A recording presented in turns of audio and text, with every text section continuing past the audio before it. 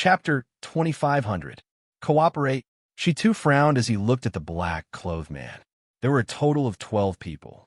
What shocked him was that these people were actually all Universe Level 8 and Pinnacle Warriors.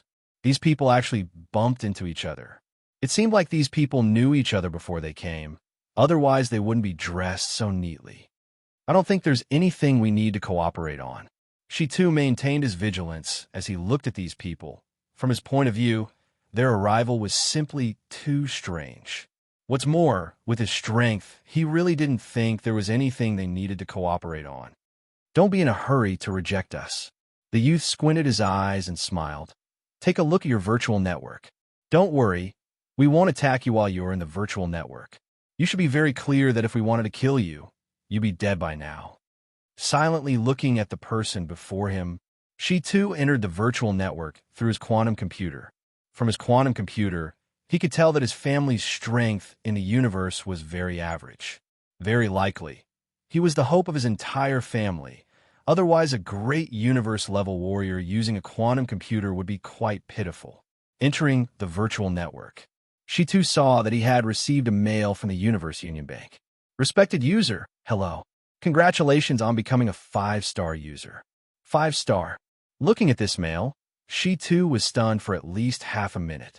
To become a 5-star user of the Universe Union Bank, or to become a universe level, which was 1 star, or to store enough money in the bank.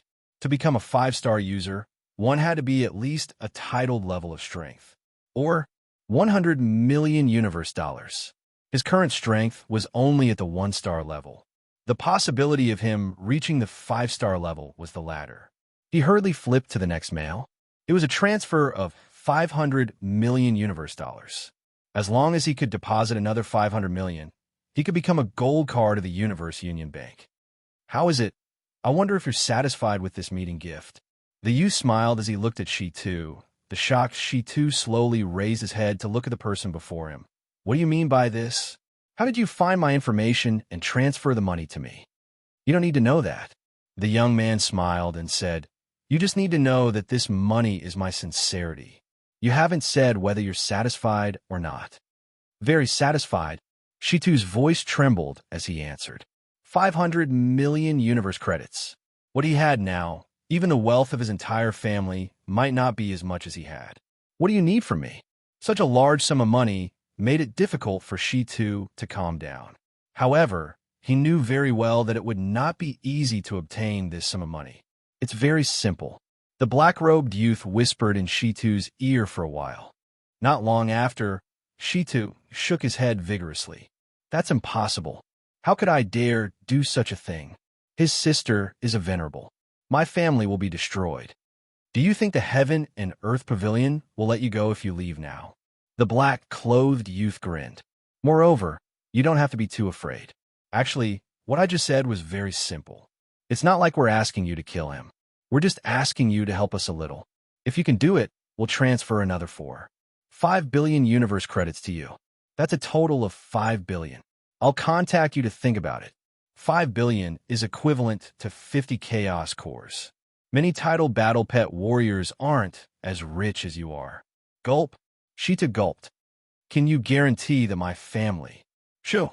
All of a sudden, the black-robed youth put his hand to his lips and smiled. Why are you still talking about your family at a time like this? That family of yours, is it really of any help to you? They're a burden to you. Think about it. If it weren't for them, would you have collapsed like this today? But it's 5 billion. You can do anything. As long as you have 5 billion and improve your strength and rank, you can build a new family. The black-robed youth patted his shoulder. We can guarantee your safety, but not your family. Think about it. Family. 5 billion. Shi-Tu was at a crossroads in his life. He had to choose between his family and his wealth. He looked at the 500 million universe credits in his account. He could still give another 5 billion after this. How can I be sure that you're telling the truth? Shi-Tu looked up at the black-robed youth. Even now, he still couldn't see his face clearly. What if I do it, but you don't give it to me? I can sign a spiritual oath with you, the black-robed youth said without any hesitation. As long as you do as I say, I, Karama, will pay you a commission of 5 billion universe credits after the job is done. Asterisk ding. Asterisk as soon as Kurama finished speaking, she too received a soul oath. You're Kurama. He was the third person to enter the examination area during the examination, and he was also a peak expert. Yes, I am Kurama, but I can only tell you. I can't let you see me. Our examination this time is being broadcasted live. I can't let anyone see my face. I also can't let anyone know that I've been in contact with you. You've received the soul oath. You should feel more at ease now, right? Do you have a grudge against Yi Zichin? She too frowned. That has nothing to do with you. Kurama shook his head. What you need to do is what I told you before. After you do it, you'll get 5 billion. As for the rest, don't ask about it. It won't do you any good, understand? Understood. Shita nodded like a chick pecking at grains. 5 billion. As long as he succeeded, he would get such a shocking amount of wealth. It would be enough for him to reach the general level. It might even be higher. Commander, or even a title. Then how do I contact you? Shita let out a deep breath. How do you know if I've succeeded or failed? That's none of your business, Kurama smiled. As long as you succeed, we will naturally know. Just like what you did to the Heaven and Earth Pavilion just now, we didn't see it, but we still know, right? You guys. Suddenly, Shitu thought of a possibility. Kurama pursed his lips and placed his hand by his mouth.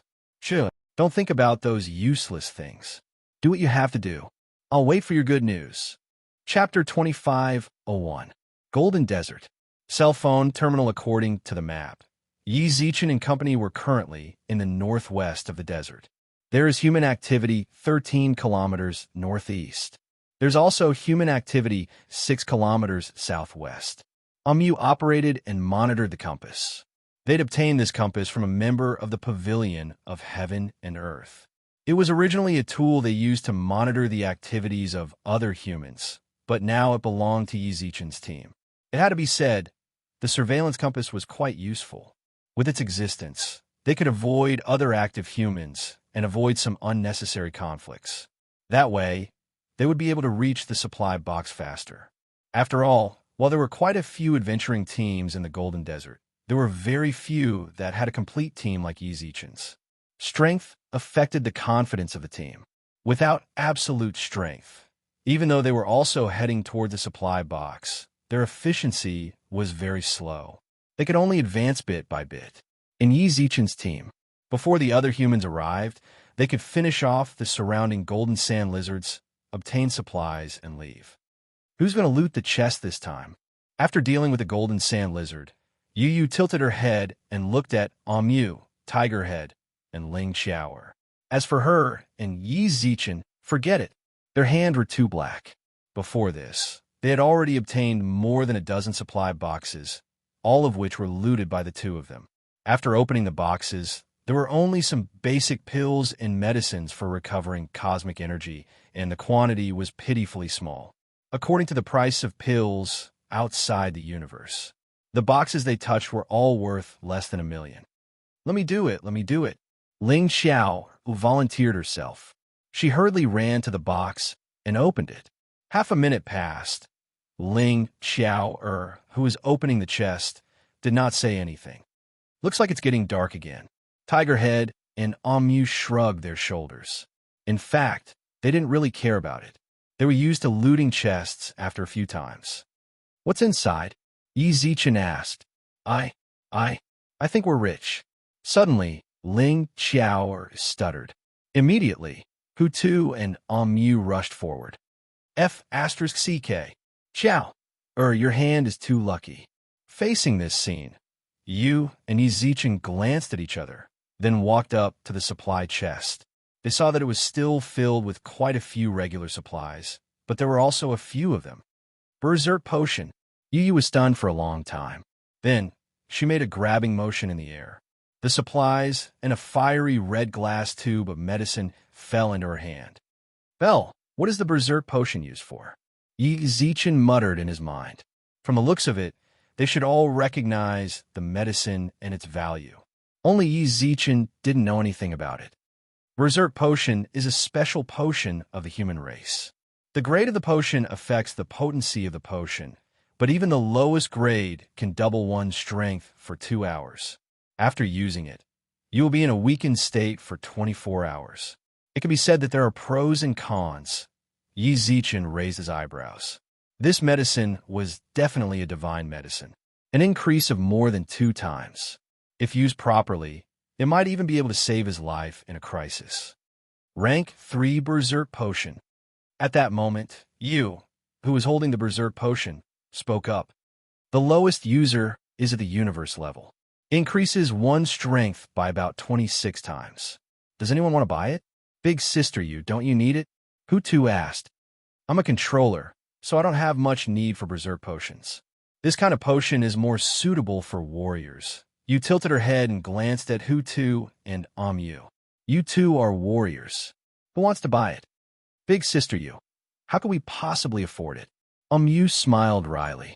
Even the worst Berserk Potion costs over 3 million universe credits. A rank 3 Berserk Potion can sell for 20 million universe credits outside. Do you think we can afford it? Hutu nodded. The Berserk Potion was definitely a treasure. As warriors, they all knew that very well. However, it was also very expensive. It wasn't something they could afford.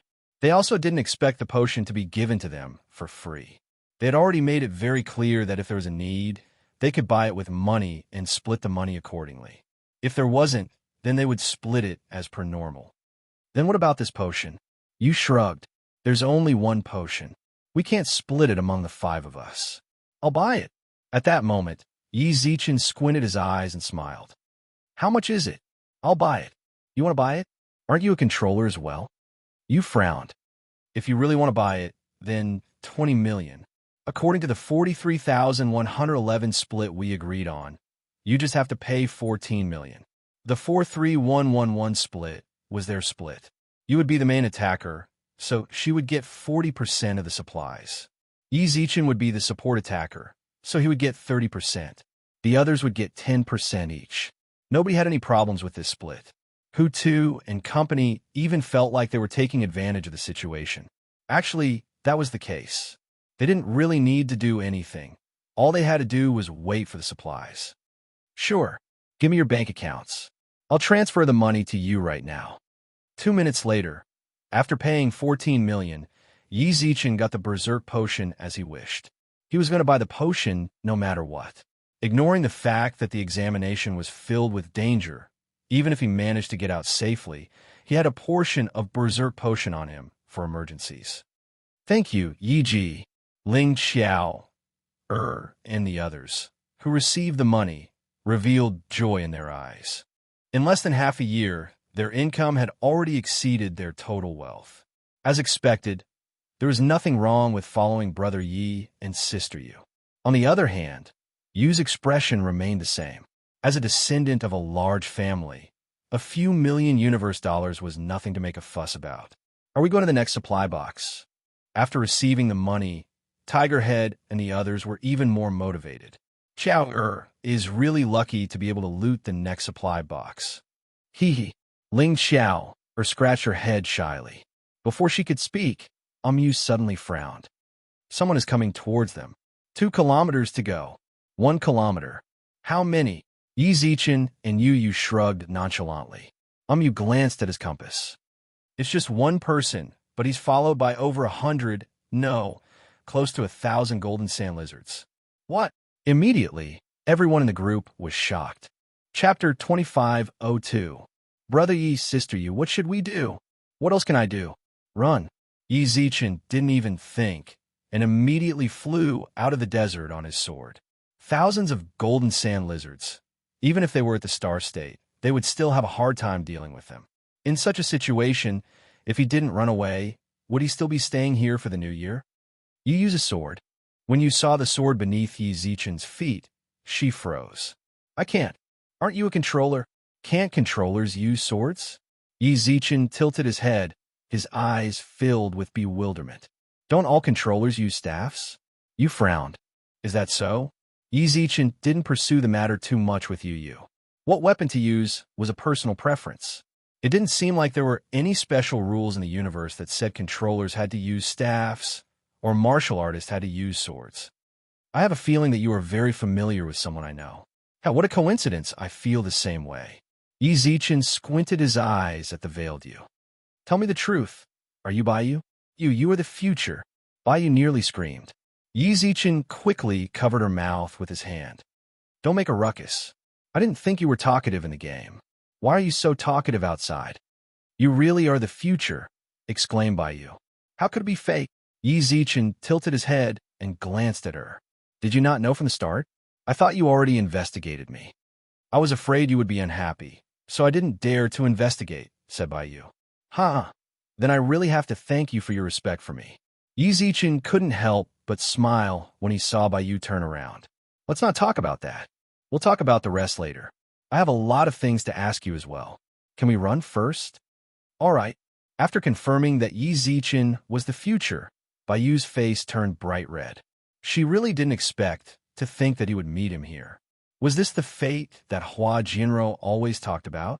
The entire universe was so big, and there were a lot of assessment areas. Yet, the two of them had been assigned to the same assessment area. When he thought of this, Baiyu couldn't help but blush. Amyu, is that person still running towards us? He glanced at Amyu. If it was just him and Baiyu in this group, they would have shaken off the golden sand lizard a long time ago. It was just that the strength of their team members was uneven. He and Baiyu had to hold them back for a while. It is still running towards us. It is about 500 meters away from us, Amyu said with a frown. Is there something wrong with this guy? Why is he chasing us? Before Yi Zichen could finish his sentence, Ling Xiao suddenly pointed into the distance and shouted, It's she too. Who? Yi Zichen, who was running in front, slowly stopped and looked into the distance with a frown. In front of a large group of golden sand lizards, it was Shi Tuesday. He didn't know how this guy had provoked so many golden sand lizards, but those lizards were chasing after him as if they didn't care about their lives. Didn't he withdraw from the competition? Why is he still here? Tiger Head asked. The tournament of geniuses only happens once every 1,000 years. How could he have withdrawn so willingly? Amyu muttered in understanding, then turned to Yi Zichen and Baiyu. Big brother Yi, big sister Yi, what should we do? Do you need help? After learning that Yi Zichen was the future, Baiyu seemed to have lost her usual domineering attitude. She tilted her head and looked in Yi Zichen's direction. Seriously, golden sand filled the sky. From a swirling sand in the air, it was clear just how many golden sand lizards there were behind Shi Tuesday. But no matter what, this guy had been with their team for a while. Although things didn't end well, they still had some feelings for each other. Shi Tu also saw Yi Zichen and Baiyu. His eyes seemed to be bursting with hope that he could survive. Big brother Yi, big sister Yi, save me. Yi Zichen couldn't help but sigh when he heard Shi Tu shout, Get ready. As soon as he said that, the temperature in the desert plummeted, and all the water elements in the surroundings began to gather around Yi Zichen. Everyone could feel the humidity in the air. I don't have the confidence to freeze them all. I don't have the confidence to kill them all either. Baiyu looked at Yi Zichen worriedly. Let's try. All of a sudden, the entire sky above the desert was covered by dark clouds. Flames also began to burn behind Baiyu. This time, the flames she released were the same white flames Yi Zichen had seen in the second universe. If you had used this earlier, I would have recognized you a long time ago. Yi Zichen tilted his head and glanced at her. Baiyu pursed her lips. It's going to rain. A torrential downpour fell from the sky. The lizards that were drenched by the rain froze in place like statues. After that, white flames surged forward, turning the entire desert into a sea of flames. Take advantage of this moment. Shi Tu also ran in front of Yi Zichen and Baiyu, then collapsed onto the ground as if he had collapsed. Shi Tu, Ling Xiao, Hu Tu, and Amyu hurriedly ran over. Roar. At that very moment, the golden sand lizards in the distance suddenly roared angrily. No, there are too many of them. Retreat. With that, Yi Zichen chucked Ling Xiao, in front of Baiyu, then grabbed the exhausted Shi Tu. Retreat. Man-flight used up a lot of cosmic energy, but there was no other way to escape. More than 2 hours passed. Yi Zichen and Baiyu left the golden sand lizards further and further behind. When they lost their target, they stopped chasing. Yi Zichen chucked Shitu onto the ground. Yi Zichen couldn't help but sit on the ground and let out a long sigh. Yi Zichen, hurry up and replenish your cosmic energy. Baiyu took out a pill and personally fed it to Yi Zichen. She knew that Yi Zichen was the future.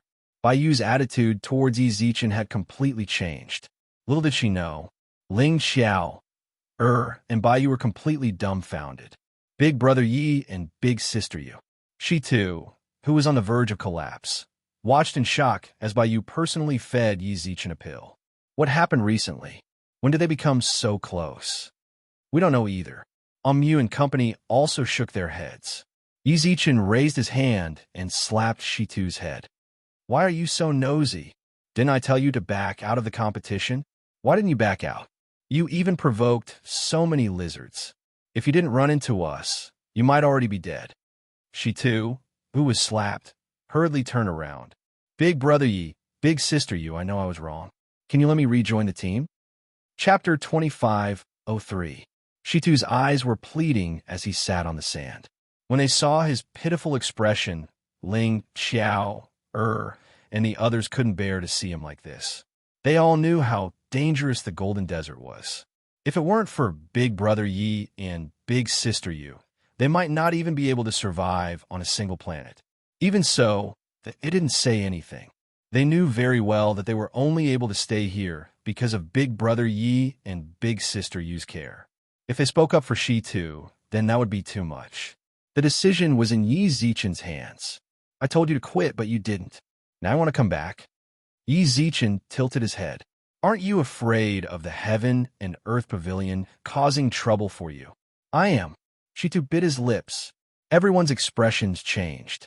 He dared to say he was afraid. He'd given up on the heaven and earth pavilion precisely because he was afraid. He really didn't have a good memory. That for sure.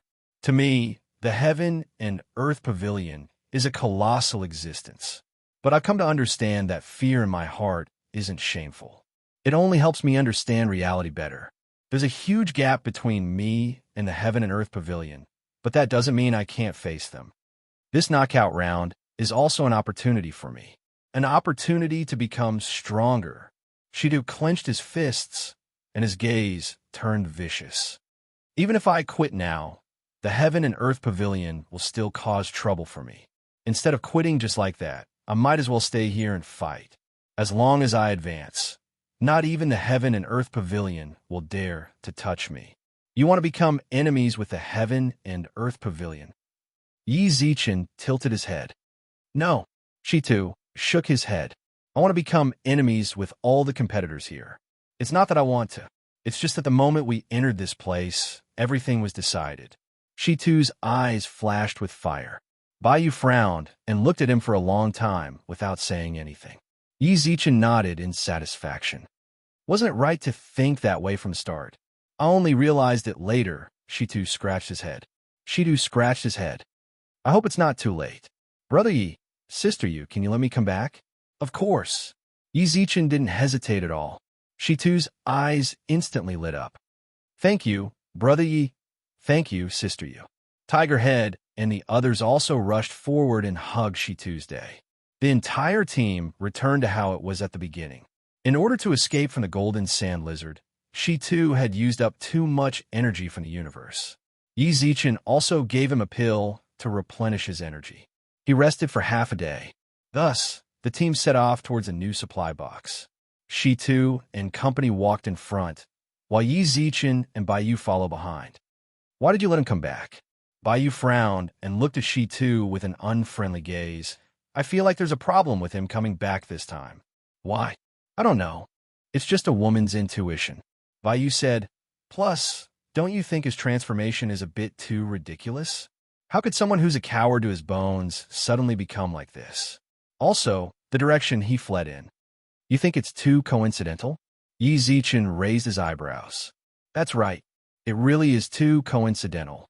Yi Zichen squinted his eyes and smiled. Actually, I don't really trust him.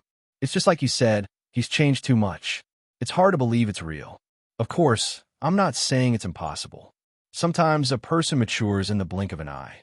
But he is worth paying attention to. Then what are you going to do? Baiyu asked. It's up to him. Yi Zichen shrugged. Yi Zichen shrugged. I'm not too sure what he came back to do. How to deal with it will depend on what he does. Let's not talk about him. Let's talk about you. Why did you come to the Banao Galaxy? My dad told me to come. Baiyu shrugged. Actually, I could have directly participated in the last elimination round. It's just that my dad said I'm too inexperienced, so he told me to start from the first round. What about Meng Luo and the others? They should be watching the live stream. While Baiyu was speaking, in a certain house on planet Een, F***CK, believe it or not, I'm 90% sure that Lil Bai is with Future. Hua Jinro reached out her hand and shouted. Future God.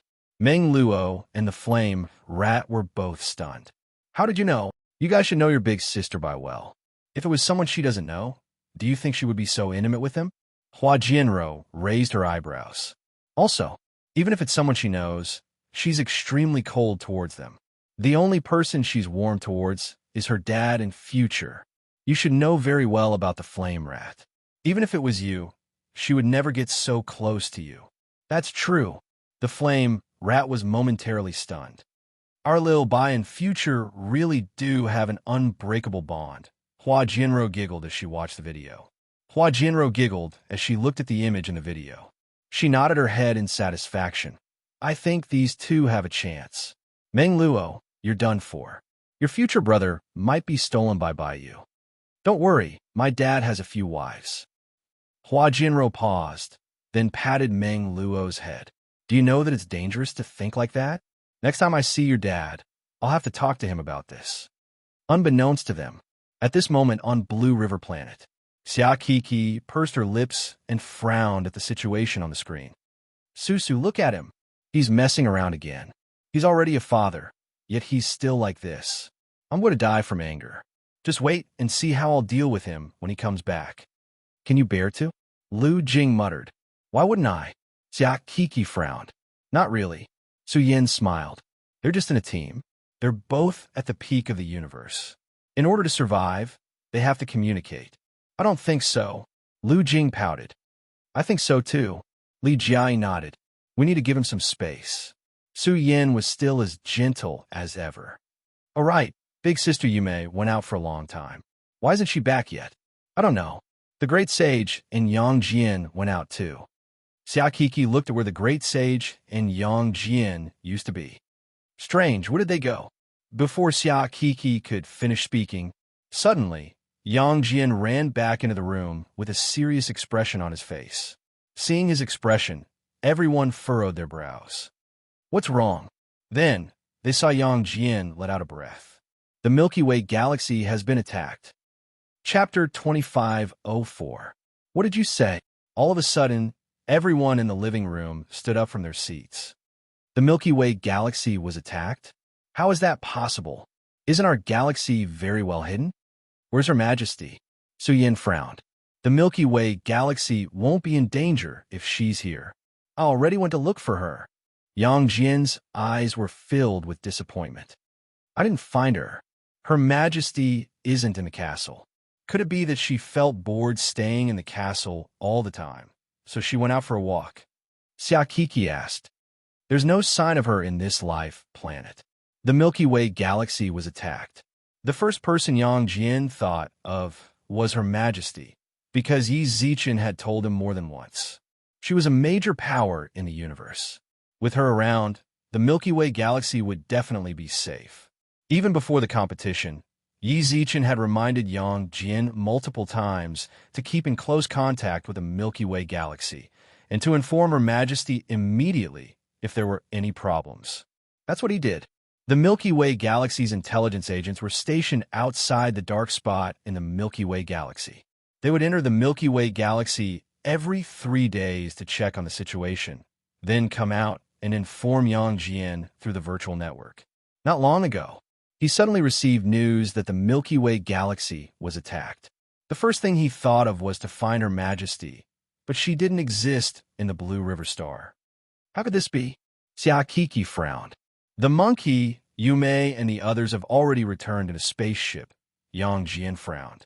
Yang Jian furrowed his brows. From his expression, one could tell that he was panicking inside. I'm just informing you guys that I'm going back now. You guys stay here. No, I have to go back. Without waiting for Yang Jian to finish speaking, Su Yin bit her lips and said, I'm a Milky Way galaxy's goddess of life. I have the best healing abilities. The Milky Way galaxy is under attack. I have to go back. Me too. Xia Kiki also frowned. Kiki, you stay here. Su Yin pursed her lips. The Milky Way galaxy is too dangerous right now. You can't go back. I'm the clan head of the dragon race. Suddenly, a heavy pressure was released from Xia Kiki's body. A turbulent aura swirled around her. I must go back. Only with me around can the dragon tribe possess the strongest combat power. The head of the dragon race possessed the blessing of the entire race. This was also the reason why Xia Kiki said those words. This is no longer a battle that the dragon clan can participate in. I must go back. Xia Kiki's expression didn't leave any room for negotiation. Seeing her determined gaze, Su Yin couldn't help but let out a long sigh. All right, we're going back too. Lu Jing and Li Jiai also stood up. The Milky Way is our home. Now that our home is under attack, how can we sit back and do nothing? Lu Jing and Li Jiai frowned. We need to protect the Milky Way. Now that Yi is not here, we can only rely on ourselves. But the babies, let's just stay here. Xia Kiki hesitated for a moment, then grabbed Yi's arm. Yi, you're the big sister now. Stay here and take care of your little brothers and sisters, okay? I know. Yi nodded vigorously. Okay. Xia Kiki let out a deep breath, then kissed Yi's forehead, then looked at the others. We need a high-grade spaceship. We need to return to the Milky Way in the shortest time possible. A few days ago, the Milky Way, the dazzling Milky Way, was like a beautiful painting. What a splendid galaxy. This galaxy is as beautiful as a painting, and there are so many stars that are as vast as rivers. This is definitely the most beautiful galaxy I've ever seen. I really love this place to death. After several months of wandering in the universe, Ming Bu and the others finally arrived at the Milky Way. Due to equipment problems, even after confirming the dark spot in space, it still took them more than half a month to travel through it. This place is too beautiful. The crew members in the spaceship all sighed. Let alone them. Anyone who came here would surely sigh at the beauty of the Milky Way. Resplendent silver, spiraling like a whirlpool. In the entire universe, no galaxy could be as mesmerizing as the Milky Way. Captain, can I take a photo as a souvenir? From now on, this galaxy will be our home. When that time comes, we'll have so much time to admire this galaxy. Ming Bu's eyes were filled with excitement. What we need to do now is to quickly confirm the strongest in this galaxy. Captain, scanning complete. At this moment, the Vice Captain Crow ran out. How is it? Are there any universe levels and above? There aren't any universe levels. Crow said excitedly. That's great. As for the domain, star, and nebula levels, they didn't even need to scan. As long as there weren't any universe levels, then they were invincible. Begin. Scan the main energy sources of the Milky Way. Search for traces of human activity and life planets with humans. Yes, the entire spaceship began to get busy. This definitely wasn't the time to be excited. They had to seize every second before the Tulip family came. They had to open up resources that belonged to them. Once the Tulip family came, this place would belong to the family, and they wouldn't have anything to do. This is private territory. Please show me your identities. At this moment, the Cosmic System State slave stationed outside the dark spot walked out and looked at the ship before them. They had no impression of this ship. However, the ones who returned to the Milky Way previously were their masters and the people of the Milky Way galaxy. They subconsciously thought this ship was one of their own. This kind of inquiry was actually purely a formality. Captain, there are natives who found us. In the cabin, Crow frowned and said, What level? Cosmic System State. I didn't expect there to be a Cosmic System State in this native galaxy. It's not bad. Mingbu twisted his neck. You guys continue with your work. I'll deal with them. As soon as he finished, the cabin door of the ship opened. The guarding slaves also revealed a smile. It seemed that one of their own had returned. When the person walked out of the cabin, "Who are you?" Mingbu squinted his eyes and smiled, suddenly disappearing from the spot. When he appeared again, the guards had lost their chi. "I'm your master, Master Mingbu." Chapter 2505. What a pity. Actually, your powers aren't bad. But you guys met me, and I'm a pinnacle of the universe. Did you know? For your galaxy, I gave up on participating in the Genius Contest. I waited 1,000 years for the Genius Contest, but I didn't go. It was all for you guys. Mingbu's fingers were bleeding. He silently threw the 2 cosmic system-level corpses into space. "Captain, you were too domineering just now." Kaluo gave Mingbu a thumbs up the moment he boarded the ship. Flattery wasn't something that only happened on Earth. There was no lack of such things in the universe. Kaluo's current position was all thanks to Mingbu. He knew that if Mingbu wanted to, his position could be taken away at any time. He had to do everything perfectly. Only then could he maintain his position on the ship. When the resources were mined and sold, he would get a bigger share. Just 2 cosmic system-level aboriginals. Mingbu didn't seem to take it to heart, but Kaluo's flattery made him feel a little proud. Perhaps he didn't even feel it. His mentality had changed. He, who used to tremble in the universe, had now lost that caution. After knowing that there was no one here who could be his opponent, he knew very well he was the king here. At least before the Tulip family arrived, he had absolute control over this place. There are no universe levels here. In Captain's eyes, this galaxy already belongs to Captain. Kaluo smiled and praised. "I just scanned. There are more than 10 billion stars here, and countless life and resource stars. We just need to find the life stars where the humans are active and mine from their surroundings.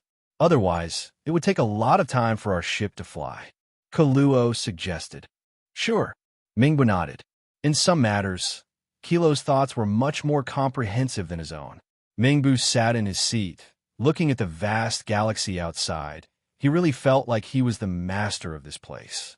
It was a pity that this place couldn't truly belong to him. If only he could become the true master of this place. "Captain," right at this moment, a crewman ran out of the cabin. "We found the coordinates of all the life stars with human activities." "Oh." Mingbu got up and walked to the cabin. "Here they are. Among the many life stars in this star system, there are more than 4,000 human life stars. Most of the life stars are very far from each other. These are the closest life stars." The crewman pointed at the screen. He was pointing at Earth, the celestial planet, and the divine planet. These 3 galaxies are one of the few galaxies with civilizations. Through the network, we found out that these 3 life stars are Earth, Immortal Star, and Divine Star. The Immortal Planet was known as the Immortal, Demon, and Demon World, while the Divine Planet was known as the Divine World. Among them, the star system named Earth is a level 0. 5 civilization that has yet to become a level 1 civilization. The civilizations of the other 2 planets are even worse, but their overall strength surpasses that of Earth. I didn't expect that a primitive star system like this would have a civilization. Even though it hasn't reached the lowest level, it's still not bad for a primitive star system like this. It's possible that these civilizations were left behind by the master of the galaxy. Mingbu smiled. He had always remembered that this was the Milky Way galaxy. He had always been worried about whether the master of the galaxy had left an expert there, or some sort of defensive measures. That was when he arrived at the inner part of the star system. All of his uneasiness vanished into thin air. The master of the galaxy had merely left this star system behind. As for the others, he might have thought that his spatial dark spot was hidden enough that it wouldn't be discovered, so he didn't leave any defensive measures. Mingbu snorted in disdain. "Is there anything else?" "Yes." The crewman nodded. "We found out that they have a leader here through Earth's network." "Oh," a young man called Yi Zichen. With that, the crewman found Yi Zichen's photo on the screen. It's this person. He seems to be the savior of the human race in the network. He had saved these 3 life stars from disasters several times. According to the last battle data, His strength is equivalent to a domain level. There's no need to look at this kind of battle data. Mingbu shook his head. There are many battles that cannot be recorded. What's more, there were star system levels that appeared just now. This leader is definitely above the star system level. As long as he isn't at the universe level, then it's not worth mentioning. Even if he is at the universe level, he is like an ant in front of my peak strength. Captain, you are right. The crewman nodded with a smile. What I am more concerned about is whether or not they have begun to mine resources. Mingbu frowned. If they don't know how to mine resources, then it will be a waste of time for us to teach them bit by bit. Understood. The crewman nodded with a smile. The humans of these 3 life stars all know how to mine resources. It's just that the resources they mine are of a very low grade, and most of them are heavy metals.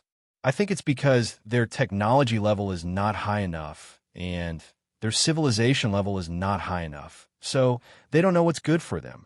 Ha! The moment the crewman said that, everyone in the cabin laughed along with him. Don't know what's good for them. This is the greatest mockery towards the natives. They clearly have such a gold mine, but they don't know how to mine it. I really wonder if the master of the galaxy knew that this would happen. Wouldn't he be angry? All of this is going to benefit us. Mingbu's eyes were filled with pride. He now felt that the wisest decision he had made was to personally come to this galaxy. How's the resource scouting going? Still scouting, because I contacted us to mine from the resource planets on Earth. Our main calculations are also on the resources there.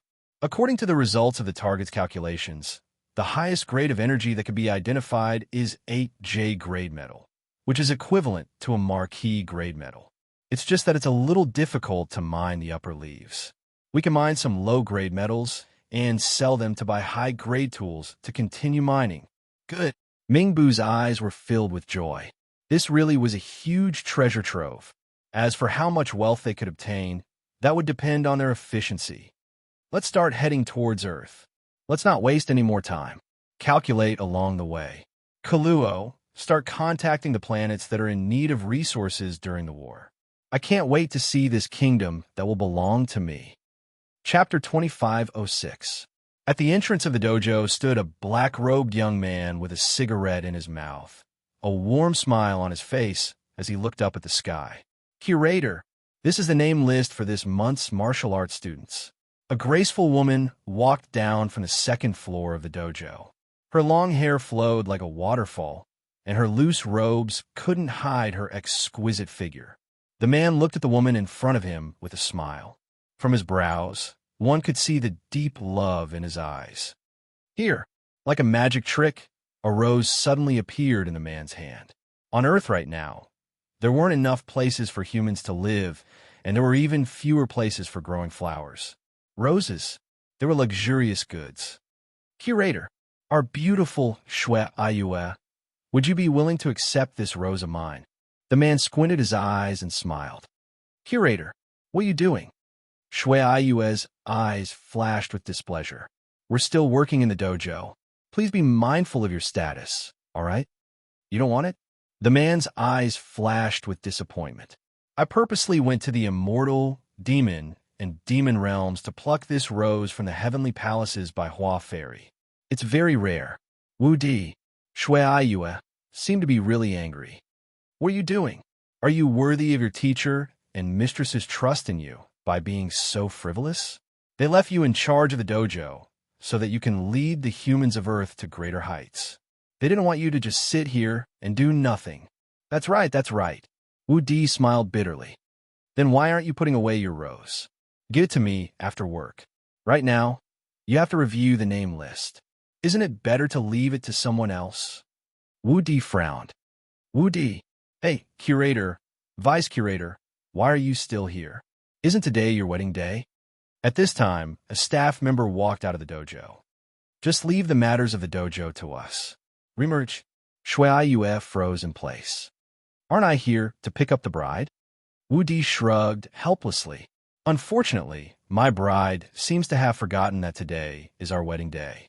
She was just blaming me for neglecting my duties. There's nothing I can do. It can't be.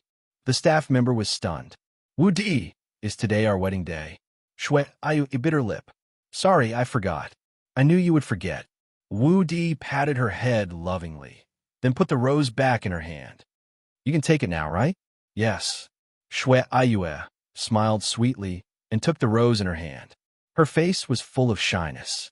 It was really embarrassing just now. It was clearly her wedding day, but she'd actually forgotten about it and even accused Wu Di of neglecting his duties.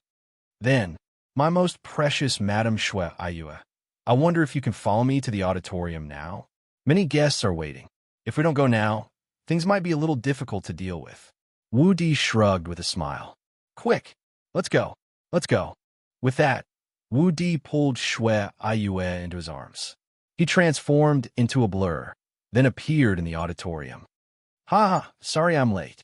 The bride threw a little tantrum when she arrived, but I managed to pacify her. Otherwise, I'd be a bachelor again. Ha ha ha. Everyone in the auditorium roared with laughter. In this auditorium, all the people sitting there were influential figures of the human race. There were gods, immortals, and many other major powers from Earth. Hurry up and start. We've been waiting for this moment for far too long. The guests below hooted. That's up to my fiancé. Stop messing around. Shui Ayue's eyes brimmed with shame and anger. She patted Wu Di on the shoulder. Hurry up and start. Once it's over, we still have to return to the dojo. There's a lot of work waiting for us. Yes. Understood. The wedding took less than half an hour from start to finish. Once it was over, Shui Ayue and Wu Di hurried back to the dojo. They didn't rest at all. Seriously, I heard my master and mistress say that on Earth, weddings have honeymoons. How come we don't have any? Say, if you come back now, what about the guests? Wu Di sat in his chair and looked at Shui Ayue, who stood in front of him with a stack of documents. Isn't fine with you here? Shui Ayue said matter-of-factly. Isn't your clone there? Just keep them company. There's so much work at the dojo. If I don't come back to take care of it, I won't be at ease. Fine. Wu Di sighed helplessly. Then his eyes flashed with joy. Ayue, can I call you my wife now? No. Shui Ayue blushed. I'll wait until I get home.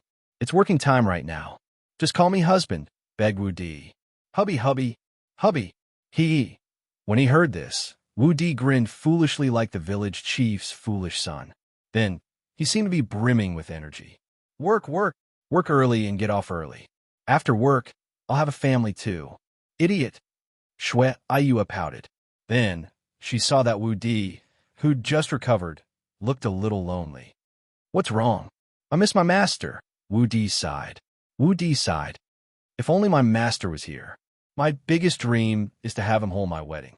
Unfortunately, I never would have guessed that master's wife and the others wouldn't be here. They've all gone outside the Milky Way. Outside the Milky Way, what kind of world is there? If you want to go, then go. Shui Ayue said. No, what will you do if I go? Wu Di shook his head vigorously.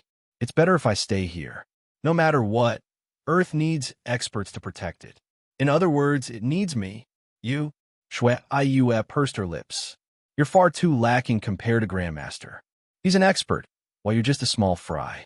My master is definitely #1 in the world.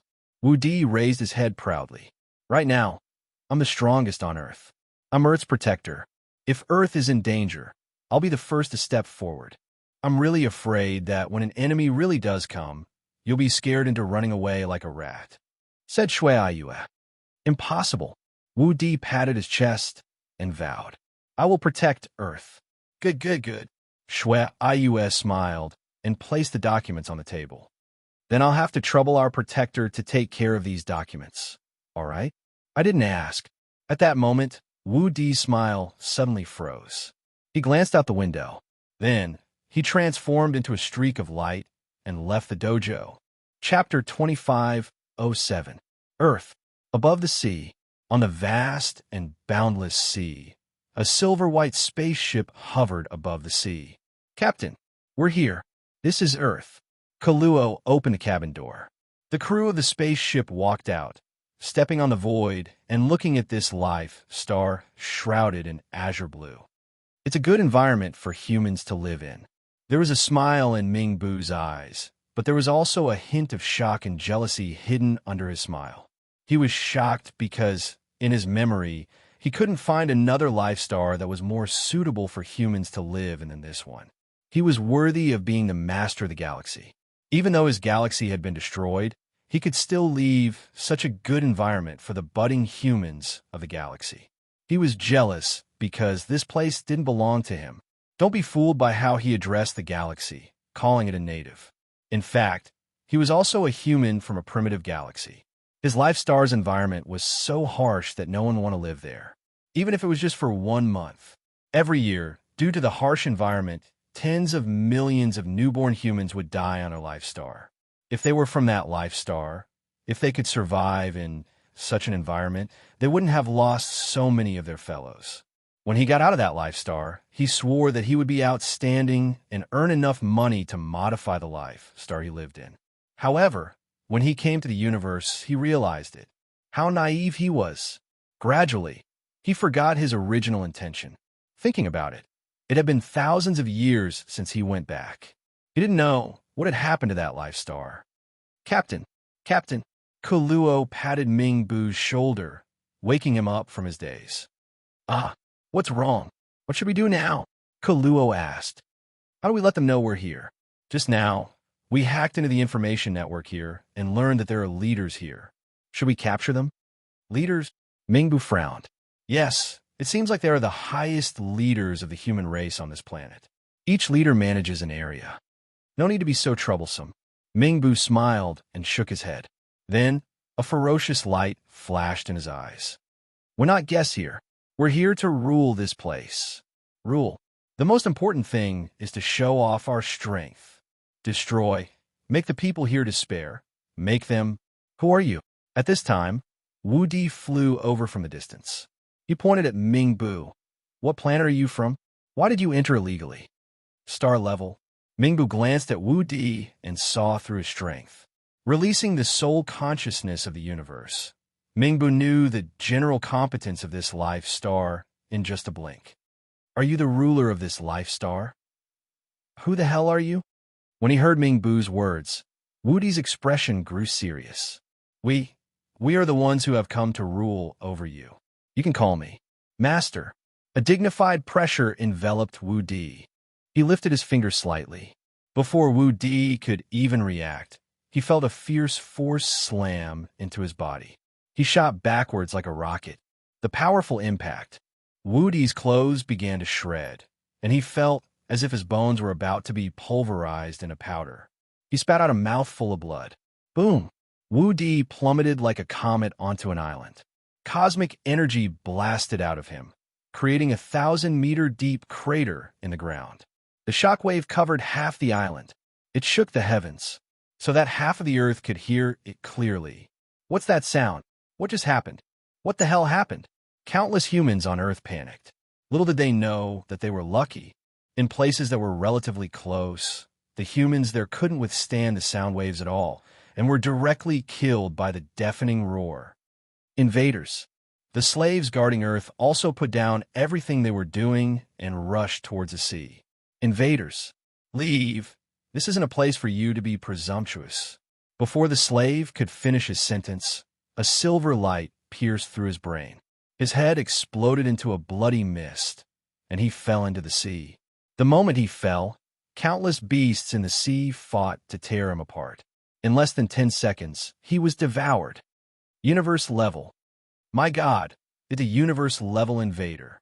Seeing their comrades die, the other cosmic system slaves revealed fear in their eyes. They didn't want to be like this either, but no one could remain calm in the face of death.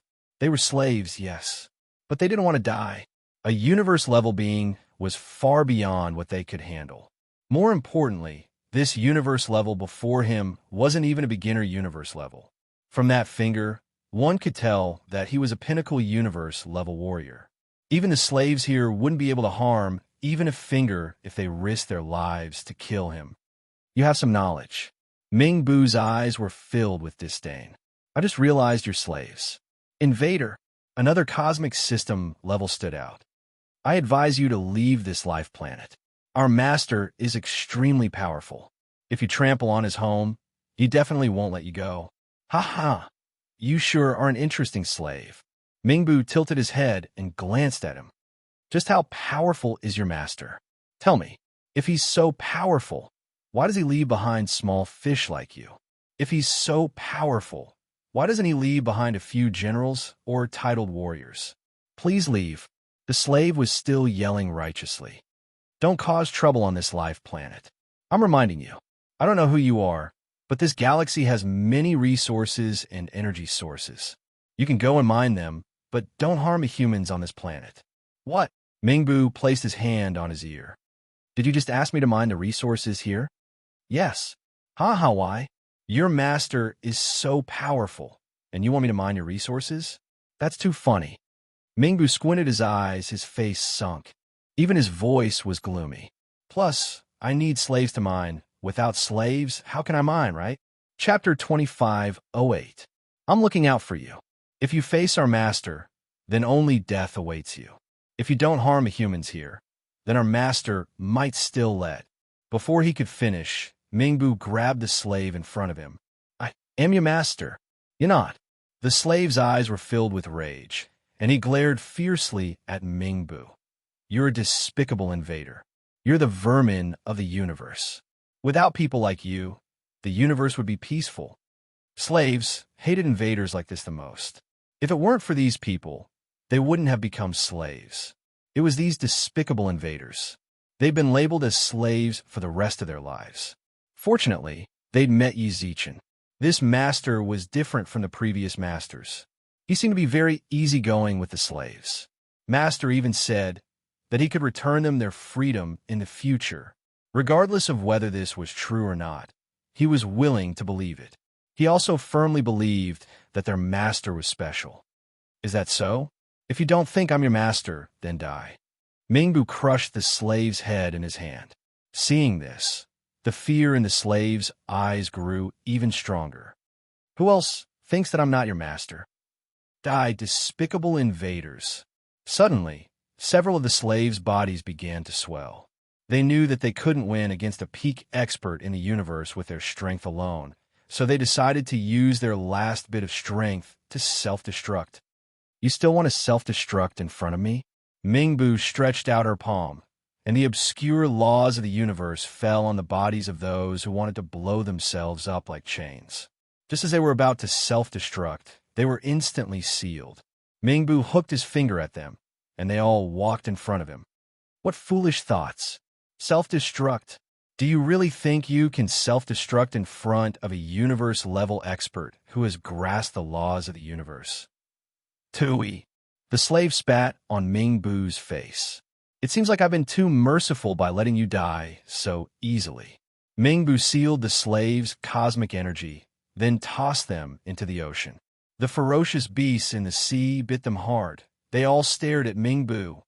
Master will avenge us. You will definitely be punished. Then let him come.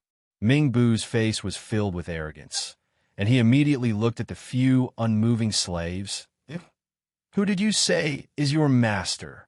You are. As he spoke, Mingbu reached out his hand and grabbed a blonde female slave. Louder! You are my master. That's right. Mingbu smiled and patted the woman's butt, feeling the sensation on his palm. Not bad, Kaluo. Bring him back to the cabin. After wandering the universe for so many years, we all need to wait for release. Yes, Captain. Kilo grabbed the female slave's arm with a smile and immediately moved closer to Mingbu's face. Captain, this woman is actually a half-human. She doesn't have pure human genes. On this life star, all the humans have the pure human bloodline. Moreover, their looks and bodies are top-notch even in this universe. We can. Kukele wanted to say something, but stopped. From his countenance, it was obvious what he was thinking. Mingbu also smiled in satisfaction. Just now, when he had observed the overall strength of this life star, he had also discovered that the women here were indeed top-notch. You said we're tired of waiting. How about we sell these people to the universe, especially those with blonde hair and blue eyes? I think they could be sold for a good price in the universe. Captain is wise. Kilo laughed. Mingbu's eyes were filled with pride. This was the absolute dominance of absolute power. Although he didn't have it yet, he was sure that he would have it soon. Invade the information network here. Yes. Kilo roughly knew what Mingbu was thinking and immediately sent people to carry it out, facing the network technology that even a level 1 civilization didn't have. For these people from a universe, the thought of invading was as simple as breathing. Captain, invasion successful. Good. Mingbu nodded in satisfaction, squinting his eyes. Begin the life star projection. Yes. In less than half a minute, countless virtual projections appeared in the sky above Earth. Everyone on Earth could see the existence of this projection. On the streets of Earth, countless people saw the projection above their heads, their eyebrows furrowed. Greetings to the humans of Earth. I am a universe ruler from the 7th universe country. My name is Mingbu. You can call me Master Mingbu or Master Mingbu. In the virtual projection, Mingbu's image appeared in the projection. His voice also transmitted to the ears of the humans on Earth. Mingbu, what is this person saying? What universe country 7? What universe ruler? Master. Why does he want us to call him Master? The human race on Earth were discussing spiritedly. Under the influence of Mingbu's cosmic force, he could clearly see the panic of the human race. You're all curious. Why would I say that? Because from now on, your planet, your galaxy, the Milky Way, will be ruled by me, Mingbu. From now on, you are all my slaves. In an instant, all the humans on Earth stared with their eyes wide open. Slaves. I'm a merciful person. I don't like killing. I hope you don't resist pointlessly. Follow my orders. That is what you should do. Otherwise, in the projection, Mingbu's palms suddenly grabbed the head of a slave. He should be the protector of your planet. As soon as he finished speaking, Mingbu crushed his head, and this bloody scene was immediately seen by countless people on Earth. Following which, Mingbu squinted his eyes. Countless tornadoes appeared in the entire ocean. Countless ferocious beasts were turned into bloody mist by these tornadoes. Following me is the only way you can survive. Resist, all of you will face death. Remember, from now on, I, Mingbu, am the highest ruler here. Do you understand? My slaves. Chapter 2509. On an uninhabited island on Earth. From now on, I'm your master. You're my slaves. All you have to do is obey me. Obey me. Obey me. Mingbu continued to spout nonsense in the holographic projection. Many of Earth's experts, as well as the gods and immortals who'd come to attend their wedding, were all here. Wu Di, are you all right? By now, Wu Di had already been carried out of the crater and laid flat on the island surface. The light of life swirled around Shui Ayue's hands. As one of Su Yan's disciples, she dabbled in healing. I'm fine. Ayue, I made you worry. The ragged Wu Di grinned. When she saw his smile, Shui Ayue's eyes reddened. You really scared me to death just now. Ha ha. It seems you were still worried about me. Wu Di feigned a relaxed grin, but even this grin affected his internal injuries. He couldn't help but suck in a breath of cold air. Don't talk so much. At that moment, Shui Ayue's phone vibrated. She looked at the caller ID. It's the leader. Answer it. Wu Di sighed as he lay on the ground. Shui Ayue put the call on speakerphone. The moment he picked up the call, he heard an anxious voice coming from the other side of the phone. Comrade Shui Ayue, is Comrade Wu Di with you?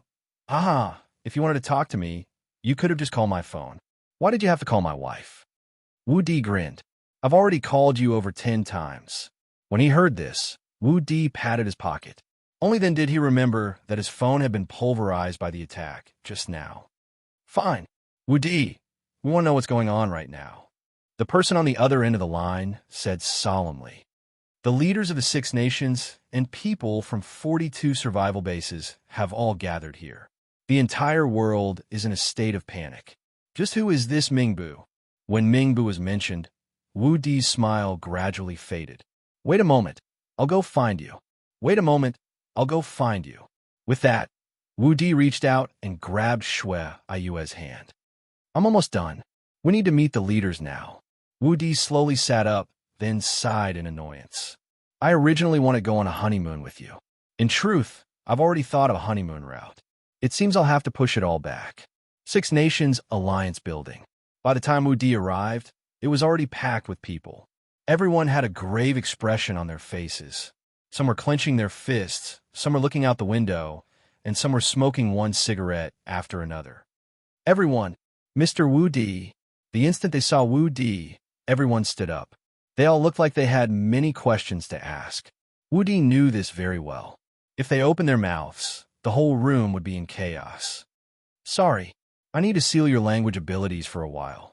There are too many of you. With so many mouths, I can't answer all of your questions. But there's something I have to confess to you. Earth, or the entire Milky Way galaxy, has reached a critical moment of life and death. In an instant, the pupils of everyone in the room dilated. They stared intently at Wu Di. From their expressions, it was clear they had far too much to say. Ayue, soul-cleansing art. Shui Ayue nodded. An array of dark blue light enveloped everyone in the room. After that, everyone's emotions stabilized. I know you're all worried. I'm more worried than any of you. This is my master's homeland. I'm indebted to him and his wives for their trust. I've stayed behind to protect Earth. I don't want to see it destroyed more than any of you. Wu Di let out a long sigh and looked at everyone. We need to think rationally about this problem. If you think you can control your emotions, please nod. I'll undo your seals. After about half a minute, the Chinese leader nodded. Wu Di waved his hand. Wu Di, I want to know how serious this disaster is. It's destructive. Wu Di didn't hide anything. Last time, when my master returned, he mentioned the alien races. My wives, the great sage, and Marshal Uncle Yang Jian discussed it as well. If my guess is correct, this Ming Bu is an invader from the universe. He's ridiculously strong. When he thought of Ming Bu's attack, even now, Wu Di shuddered in fear. Perhaps no one in the entire Milky Way is stronger than this person. You've seen what happened to the teachers my master left behind. They were at the cosmic level, but in front of Ming Bu, they were like ants. My bold guess is that he's at the universe level. What's the universe level? Someone who can destroy an entire planet is at the universe level. Wu Di wasn't too sure himself, but judging from the strength of the attack just now, he felt like he was right. Can you contact Mr. Yi? No. Wu Di shook his head. Wu Di shook his head. My master has already left the Milky Way. Master's wife isn't here either. So we're going to be slaves? Of course not. Just as everyone's faces turned ashen, Wu Di suddenly yelled. What are you thinking? Slaves. Everything my master has done in the outside world is to prevent this beautiful planet from being enslaved by others. Yet now you're giving up on yourself? Then what about everything my master has done in the outside world? But we're no match for them. Why not? There's still me. Wu Di laughed and patted his chest. My master is indeed gone, but there's still me, his disciple, and 3 stars. Captain, do you think the humans will submit? Kuluo frowned at Ming Bu. They can't possibly resist stubbornly. Don't rush. We need to give them time to consider. Consider what? At this moment, a young man suddenly walked out of the void, a huge array diagram hovering above his head. You look unfamiliar. Are you someone from the outer universe? I'm really sorry, but Earth is closed. Why don't you come back tomorrow? Don't. They've come from afar. How can we let them leave? That'll make us look like unwelcoming guests. A youth with a rod and a head of hair appeared in the void. Isn't that right, Big Sister Lu? Trash. Suddenly, the entire sea was sealed in ice. The temperature plummeted, and a biting frost descended upon the world. Hurry up and deal with them. I'm going to cook soup for Yuan Hong tonight. Big Sister Lu, you're still as domineering as ever.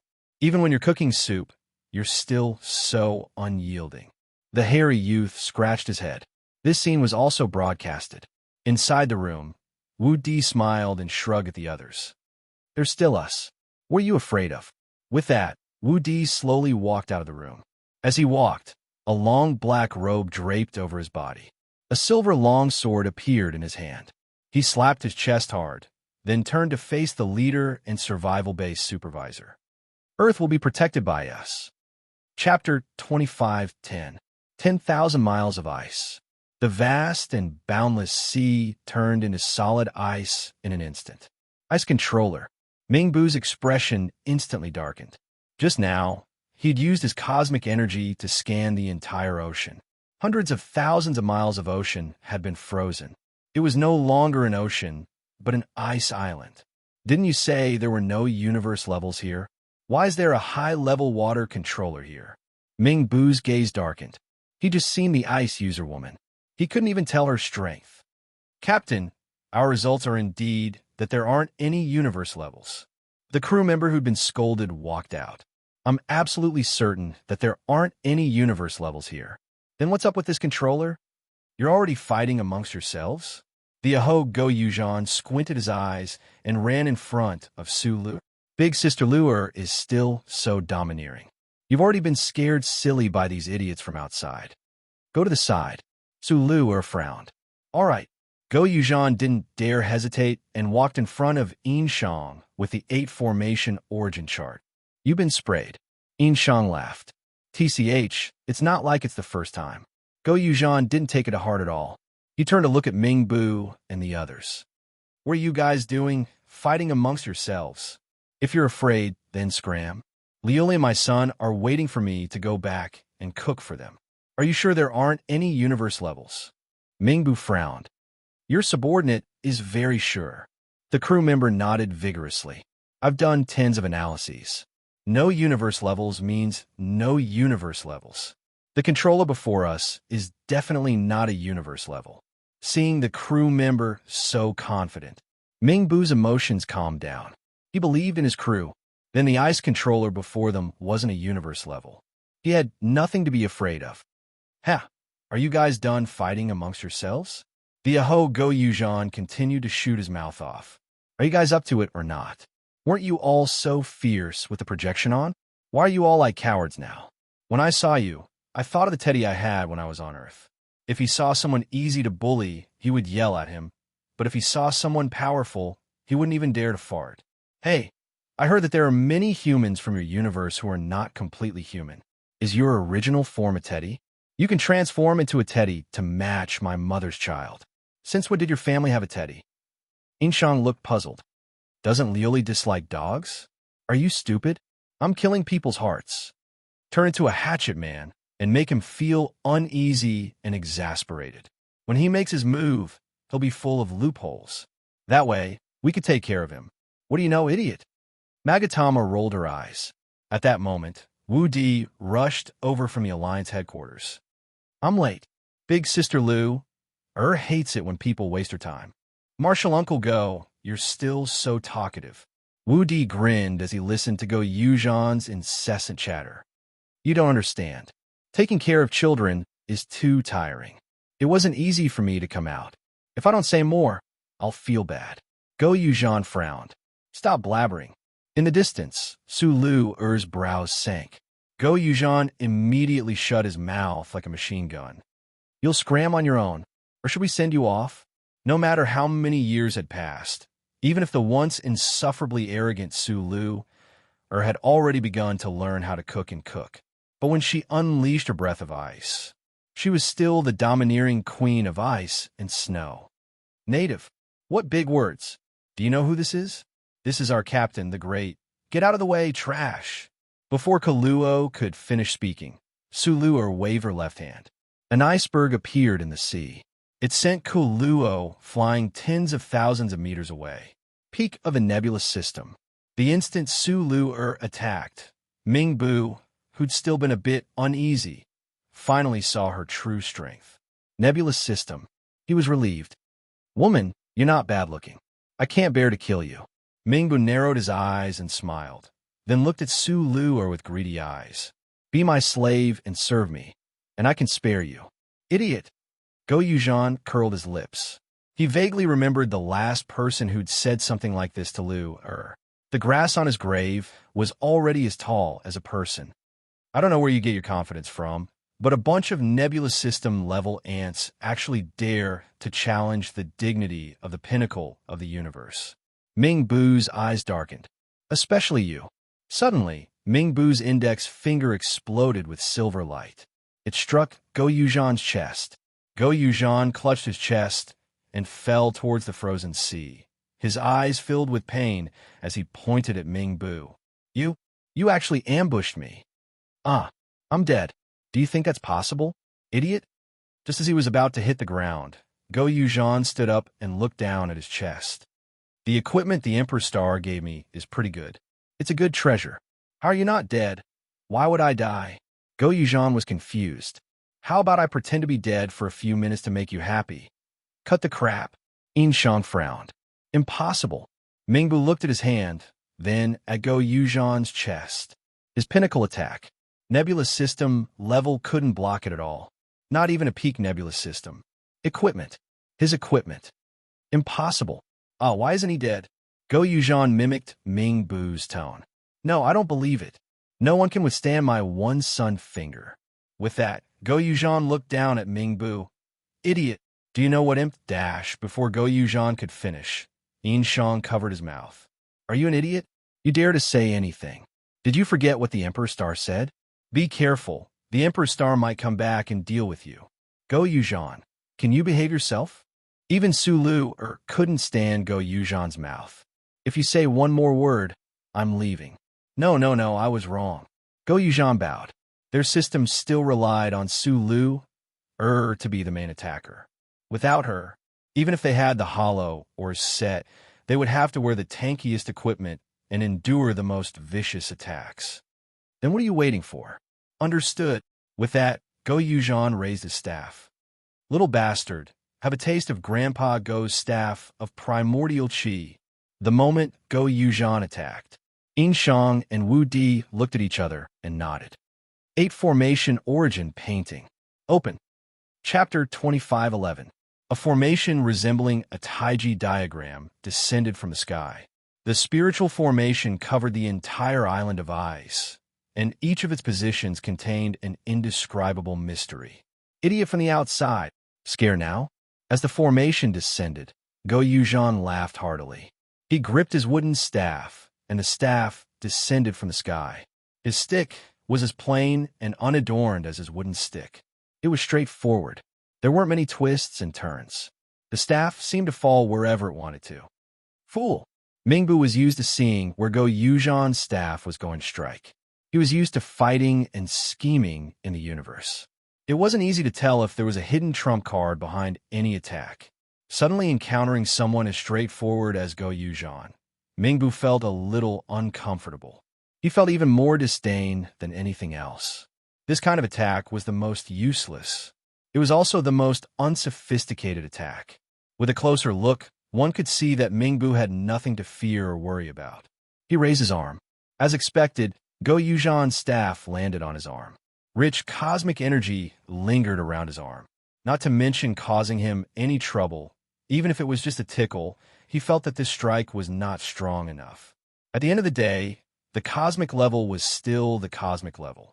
This kind of attack was like a babe learning how to speak in front of a cosmic level who had already broken through and grasped universal laws. He was holding a small staff and hobbling around to hit an adult. His movements were slow. His attack was full of holes. Die.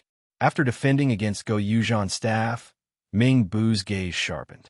He raised his arm and pointed at Go Yuzhan. But before he could unleash his attack, ding!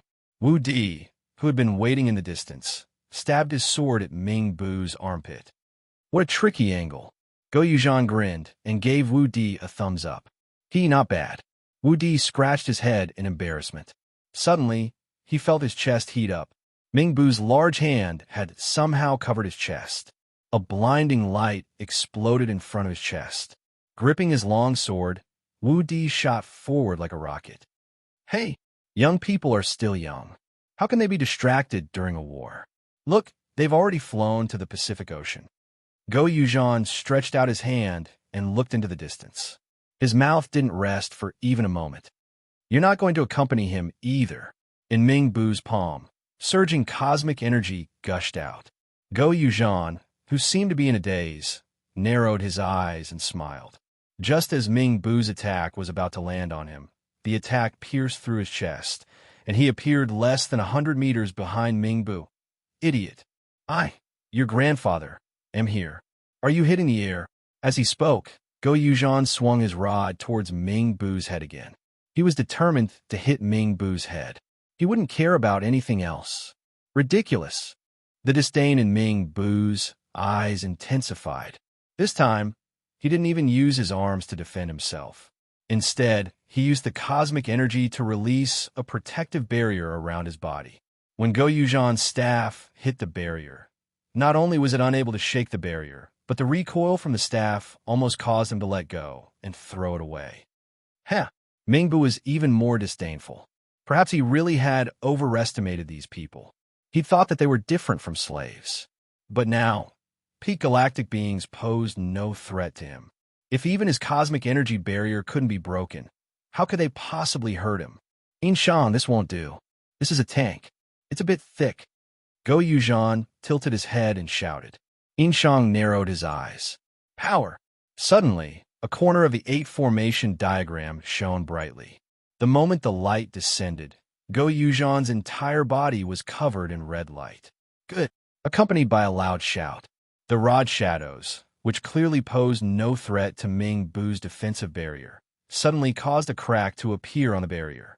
The rod pressed down. The cracks on the cosmic energy barrier became more and more severe until it completely shattered. Ming Bu hurriedly raised his arm. This time, when the rod came into contact with his arm, he finally felt that this rod was different from the previous ones. The majestic power was like a falling comet. For a moment, Ming Bu couldn't resist the pressure this power exerted on him.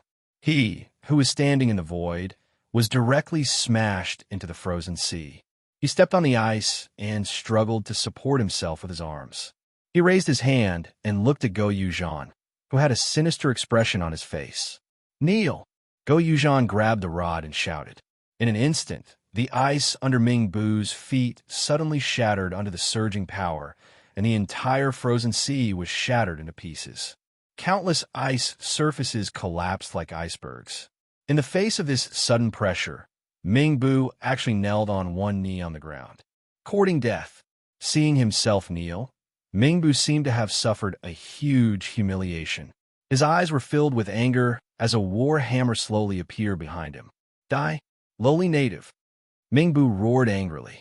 A war hammer seemed to appear in his hand, and he swung it at Go Yuzhan. Go Yuzhan felt that this hammer wasn't as simple as it seemed. He hurriedly placed the rod in front of his chest. The rod split in two the instant it came into contact with the war hammer, and the hammer landed on Go Yuzhan's chest. Boom! Go Yuzhan, who was still standing in the void a second ago, was instantly smashed into the depths of the ice island. What a joke! Native! You're a native! Ming Bu couldn't even be bothered to look at Go Yuzhan. From his point of view, that hammer strike just now had definitely taken Go Yuzhan's life. One down. He turned his gaze to the others. One had to know that he had already awakened his martial soul. If Go Yuzhan still didn't die, hey daddy, your hammer strike was pretty strong. At this moment, Go Yuzhan, who had been smashed into the depths of the ice island, silently crawled out from the crack. He twisted his neck and did some radio calisthenics. It's a little cold. How are you still alive? Ming Bu stared fixedly at Go Yuzhan, then at the war hammer in his hand. That's impossible. He's awakened his martial soul. Say, why do you always want me to die? What? Can you burn some joss paper and kowtow to me after I die? Go Yuzhan smirked as he dusted off the ice shards on his body. Don't be so quick with your words. Ming Bu was infuriated. What? I think you're angry that you can't win against me in an argument, right? How can I not anger you to death? It'd be best if I could make you faint from anger. Go Yuzhan shook his head, then turned around and patted his butt. I'm going to anger you to death. Hey, I'm going to anger you to death. Crack! Ming Bu clenched his fists. To be honest, he was truly angered by Go Yuzhan's words. He tried to calm himself down. The biggest taboo in battle was anger. Anger would cause one to lose direction. Heh! After a while, a cold smile appeared on Ming Bu's face. Say it if you want. So what if you're still alive? Your weapon has already been destroyed. How are you going to fight me? Do you have a fist? Ha ha ha. You're talking about my weapon? Go Yuzhan suddenly laughed. You don't have to worry about that. My weapon is actually quite easy to obtain. Go Yuzhan took out a pair of chopsticks as soon as he finished speaking. Transform. A long staff appeared in his hand, and Go Yuzhan chuckled. Look, my weapon is back. Chapter 25:12. Mingbu watched as Go Yuzhan took out his rod again. Mingbu didn't know what chopsticks were used for. In his eyes, Go Yuzhan was using a small wooden rod to take out the rod that Mingbu thought was at least a cosmic system-grade weapon. How could this be? To be able to withstand that kind of power, it was actually just an ordinary wooden stick. Hey, don't just stand there. Go Yuzhan's expression darkened when he saw Mingbu staring blankly. The rod in his hand turned into 1,000 meters long. The tip of the rod was aimed at one of Mingbu's crew members. Where do you think you're going? Behave yourself and stay here. With a loud thud, the crew member was smashed into an ice cave by Go Yuzhan's rod. Only then did he retract his rod and look at Mingbu. Your crew members aren't very obedient. When two armies fight, we don't fight mages. How could you sneak up on our mages? Mingbu didn't understand what Go Yuzhan was saying. However, he had noticed the movement of his crew member. That crew member was heading towards Inshang. Yes, let's get rid of him first. The reason why this aboriginal kid in front of him suddenly possessed such powerful strength was because of the formation diagram below. It was controlled by that native in the distance. Get rid of that native. The native in front of him would also collapse on his own. The only thing that made Mingbu a little hesitant was where the ice element controller had gone. Among these people, the one he was most worried about was the Ice Master. Her strength had made Mingbu's heart palpitate at the very beginning. Where did she go? Looking around, the Ice Master seemed to have vanished in a thin air. Idiot, who are you looking for? Are you looking for our big sister Lu'er? Go Yuzhan tilted his head and smiled. Mingbu glanced at him. He didn't want to waste any more words with Go Yuzhan. This guy was full of trash talk. Talking too much to him would only affect his mood. Forget about the Ice Master for now. No matter what, she was still a cosmic system grade. Some threats weren't that big to him. Right now, he had to get rid of the native controlling the formation diagram. He would deal with this talkative native after that. Just now, when the sailor was about to attack the native controlling the formation, this stick-wielding native attacked him.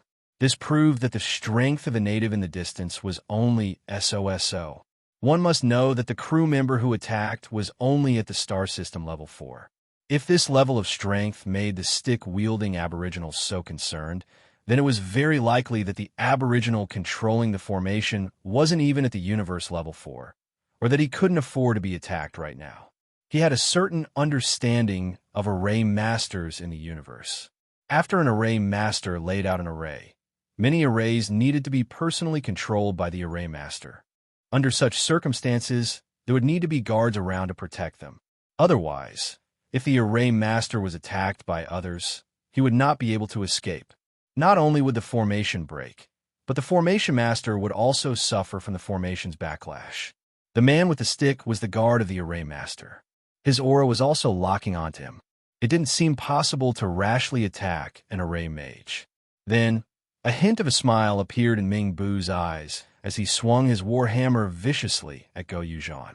Go Yuzhan once again placed his staff horizontally across his chest, but this time, Mingbu didn't actually attack. Instead, he feigned an attack. While Go Yuzhan was focused on defending, he suddenly launched an attack. Aboriginal. Seeing that Go Yuzhan had been tricked, Mingbu couldn't help but reveal a look of disdain. Such a shallow feint, and they actually didn't know. It seemed like the aboriginals here didn't know anything about strategy. Their attacks were all direct, too backward. But very quickly, Mingbu felt that something wasn't right. His feint just now could at most fool Go Yuzhan for half a second. After that, no one actually chased after him. At this time, he had already arrived in front of the array master, less than 2 kilometers away. There was no one around to guard him. Why was it like this? He tilted his head and looked behind him. That stick-wielding youth actually wasn't chasing him. Could it be that he had given up? Mingbu's thoughts were very messy. He was actually a rather cautious person. This situation made him suspicious. He let out a deep breath. He looked at Inshang, who seemed to be struggling to maintain the formation. At this time, their eyes met. Inshang seemed to be very surprised that Mingbu would come here. He hurriedly tried to put away the formation and run away. Huh. Seeing this, Mingbu immediately revealed smile. It seemed like he was thinking too much. It was purely the Aboriginal's slow thinking. There was no trap at all. With a tap of his foot, Mingbu stepped into the air and chased after Inshong like an air cannon. 2 kilometers to Mingbu, it was just a blink of an eye. He stretched out his hand to grab Inshong's head. But he saw Inshong suddenly turn around and smile at him. He slowly spat out a word. Cage. In the sky, countless transparent threads appeared out of nowhere in the space under Mingbu's feet. In an instant, a cage of less than 10 cubic meters was formed. At this time, Go Yuzhan, who Mingbu thought was slow, also slipped over. The people from this universe are too stupid. Why do I feel like the people from the outside world are all stupid? How could he fall for such a small trick? Go Yuzhan shouted in shock. Everything that had just happened was actually intentional. Whether it was Go Yuzhan using his stick to stop the sailor, or him purposely mentioning the importance of Inshong and letting Mingbu cause trouble for him, Go Yuzhan felt that even the half-beastmen and Minotaur tribesmen could see that it was a trap, and a very obvious trap at that. Yet this Mingbu had foolishly jumped into it. He called them aboriginals and slow thinking. It seemed like he really didn't know who the real aboriginals were. You almost ruined things, you know. Why didn't you chase him just now? He already had some suspicions just now. Fortunately, I was quick-witted and set a trap for him. Otherwise, he might not have been able to come here. Inshong frowned and scolded. The moment he saw Mingbu stop, he was really worried that Mingbu wouldn't catch him. Lazy. Go Yuzhan scratched his head. You did it on purpose. Mingbu shouted in horror. Go Yuzhan nodded at him. Yes. Hey, idiot. Are you really an idiot? Are all the people in the universe so stupid? Do you want me to give you a set of 36 stratagems so that you can learn from our great Chinese culture? In an instant, Mingbu flew into a rage. He swung the war hammer in his hand hard at the cage around him. Don't even think about it. Go Yuzhan stretched lazily. It's the natural laws of our Milky Way that's trapping you. Just stay in there. Chapter 25:13. Break, break, break. He waved his hammer. Mingbu, trapped in the cage, was also trying to use the laws of the universe to break the seal. I already told you. Why didn't you listen? This is the law of our Milky Way. It's not the same as your bullshit universal laws outside, understand? Go Yuzhan rolled his eyes and met Inshong's gaze. They both raised their eyebrows and saw Go Yuzhan take out a pair of chopsticks and give one to Inshong. The two of them took the chopsticks and walked 100 meters away from the cage. Hey, Inshong, are you sure there's no problem with the cage? It should be fine. I've calculated. Even if he were at the universe level, he'd need half an hour to break it. Inshong hesitated for a while. Then I trust you. It's good to trust me. Inshong frowned. Plus, I'm going with you. If we die together. What are you afraid of? I won't die with you. Liuli baby is waiting for me. Damn, my Suju is waiting for me too. Okay? He rolled his eyes at Go Yuzhan. Hurry up if you want to play. We won't be able to play when Big Sis Lu comes back. Go Yuzhan nodded and made a no-problem gesture. The two of them walked up to Mingbu's cage. They were less than 2 meters apart, but Mingbu couldn't get out. You're trapped, right? Idiot. You'll be trapped here for the rest of your life. Stay on Earth and be a mascot. Go Yuzhan narrowed his eyes, while Mingbu, who was trapped inside, screamed like a madman. Scary. Go Yuzhan shrunk his neck and gave Inshong a look with his chopsticks. The two of them looked at each other and nodded. Go Yuzhan went to the bottom of the cage, while Inshong went to the top and poked Mingbu's, but with his stick. Lowly native, you're courting death. Mingbu roared angrily. Go Yuzhan shook his head. He was already a father, yet he didn't look mature at all. Piss you off. Come hit me. As he spoke, he stretched out his stick and poked it again.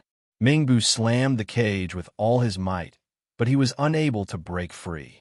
He could only endure his anger as he faced Go Yuzhan and tried to grab the rod with his hand. Little did they know that when the front of the cloth was facing Go Yu, Inshong had been waiting for a long time behind it. He stabbed Mingbu's, but You're courting death, Mingbu shouted angrily. Go Yuzhan and Yin Shang didn't care about this at all. They stretched out their sticks and played with them happily. During this time, the two of them were still stuck to the side of the cage.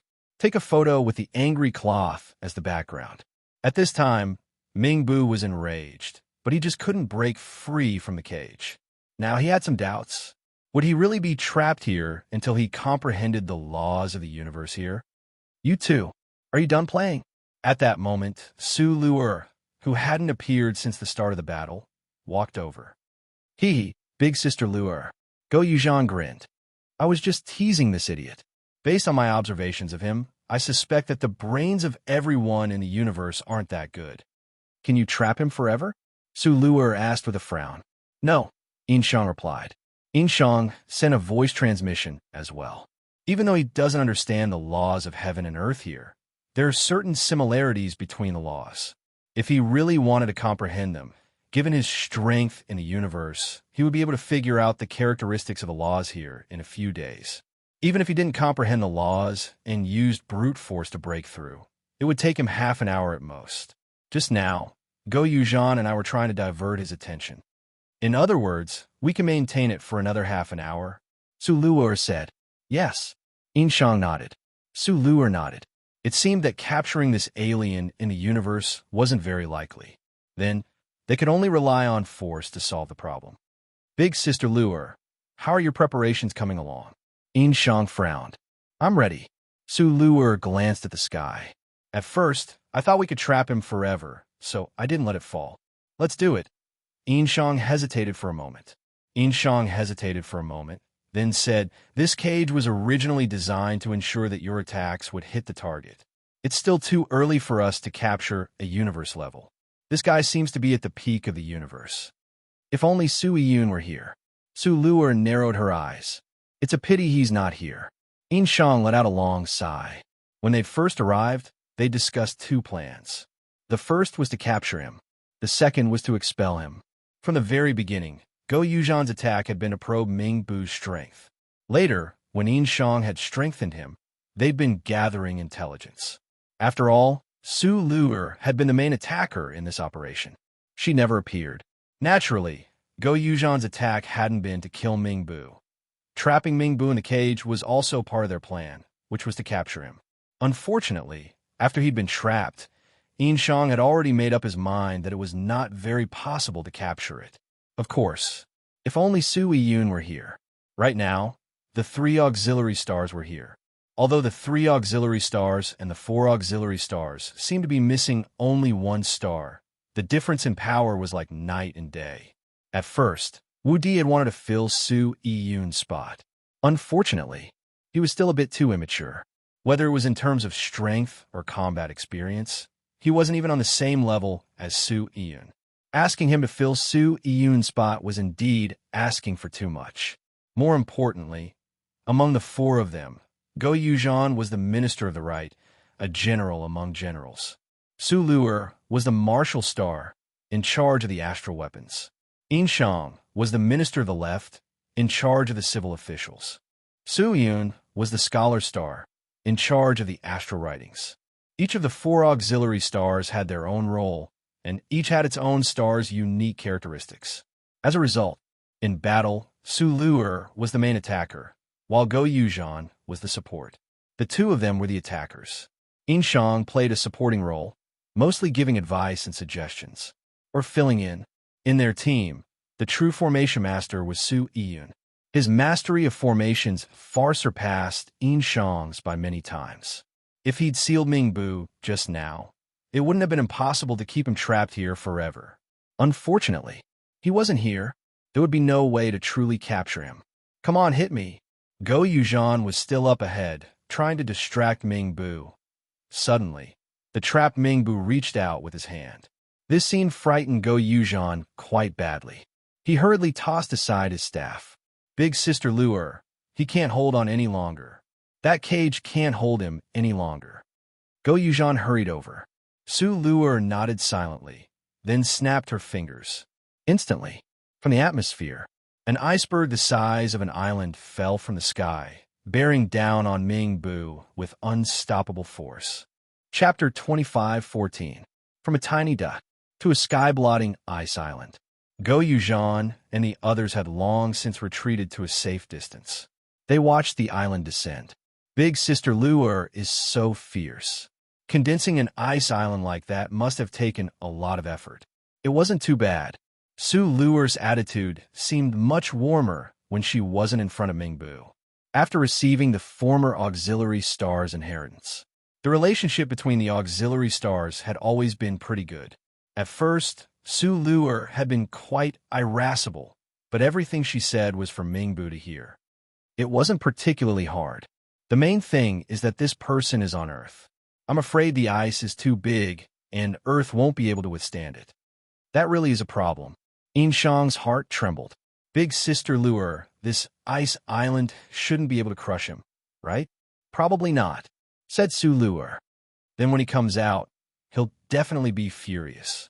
What if he really goes crazy and destroys Earth? Inshang knit his brows and looked at the distant Mingbu. You said it yourself. Even you don't dare condense too much ice here. If he unleashes his cosmic power, this place definitely won't be able to withstand it either. That's why we have to expel him as quickly as possible. Earth wasn't Su Luer's homeland, but she loved it just as much as anyone else. Before the cosmic energy entered the Milky Way, she'd been a kindergarten principal for a few years. Although it was a short time, she rather missed it. If this life-bearing planet was destroyed, her heart would ache. My attack will probably injure him, said Su Luer, gazing at the descending ice island. While he's injured, we have to expel him as quickly as possible. We have to get him out of Earth, the immortal planet, and the God planet. As for where he wants to go, he can go wherever he wants. We're not going to chase him? Asked Go Yuuzhan.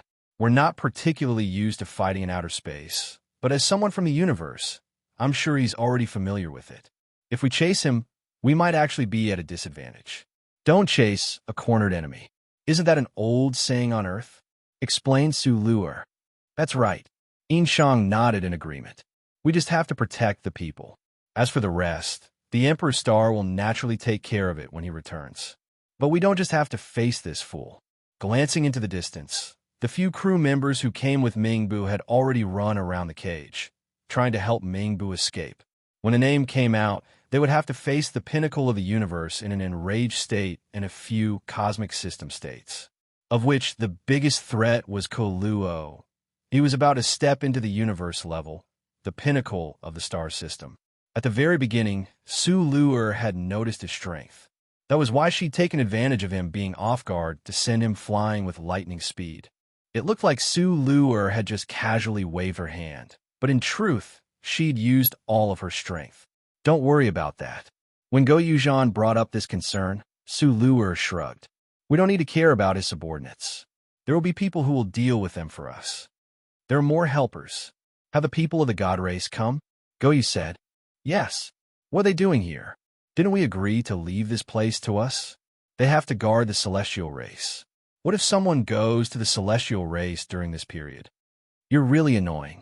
Su Luer couldn't help but roll her eyes at Go Yuuzhan. They're already here. Are you really going to chase them back? Seriously, you're worried about nothing. Liuli and my son are both at the celestial race. How could I not be worried? Go Yuuzhan twitched his mouth. Are you the only one with a relative? Su Luer rolled her eyes at Go Yuuzhan again.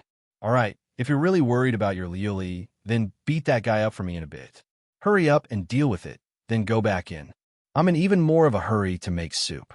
Yes, Mayam. Go Yuuzhan puffed out his chest with a smile, then looked up at the descending island. This island came down a little too quickly. Don't you feel like someone's missing? Su Luer pursed her lips and smiled. Go Yuuzhan glanced over at the island. What the heck? Is Wu Di pushing from behind? Captain, the trapped Mingbu desperately tried to break the cage with his hammer. The moment he stretched out his hand, he knew that he could get out of here. He just needed a certain amount of time.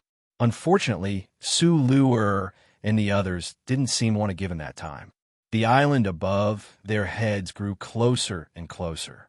They were dozens of kilometers away, not even close enough to hear the howling wind. Captain, the sailors were still doing their best to break the cage. As the island grew closer and closer, Mingbu shook his head. Hurry up and retreat. This island can't hurt me, but you might not be able to hold on. Captain, Kaluo frowned. Retreat, shouted Mingbu. Kaluo and the others hesitated for a moment, then hurriedly retreated toward the safe zone. Mingbu looked up at the island. He gnashed his teeth and gathered all the cosmic energy in his body to form a defensive barrier.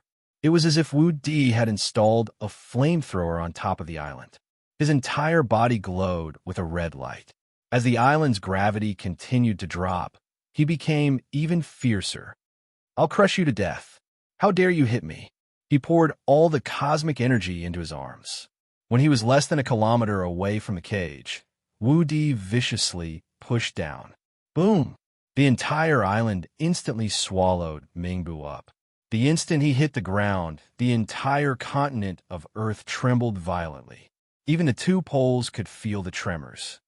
Captain, Kaluo and the other sailors looked at the distant Sulu with bloodshot eyes and gnashed their teeth. Damned aboriginals! Kill them! Kaluo raised his arms and shouted. The other sailors gnashed their teeth and charged forward. However, before they could get very far, the eyes of these crew members were suddenly covered by a layer of golden light. They looked around in confusion. Everywhere they looked was gold.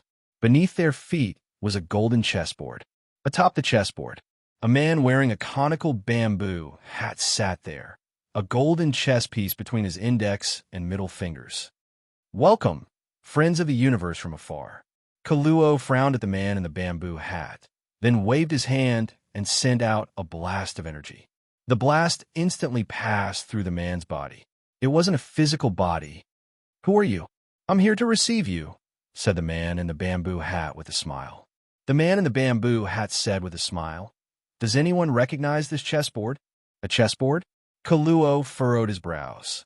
It seems you don't have it, said the man in the bamboo hat. Then I'll explain it to you. The horizontal and vertical lines beneath your feet are the chessboard, and the chess piece in my hand is a chess piece. The chessboard is a game of Go. It is the culmination of the Milky Way's human intelligence. I'm not interested in listening to you. No, you are. The man in the bamboo hat laughed, then suddenly placed the chess piece in the center of the chessboard. Stay here and play a game with me. It's your turn. Place your piece. Chapter 25:15. The golden ghost stone fell. The entire chessboard rippled like water. Kaluo's brow furrowed as he inexplicably thought of his crew. Looking around, he saw that at some point they had all been trapped in a golden cage. Their hands clutched at the prison door, but no matter how hard they tried, the door would not budge. There was simply no way to leave. You? Before Kaluo could speak, a golden tome appeared in front of him. This is the introduction to Go.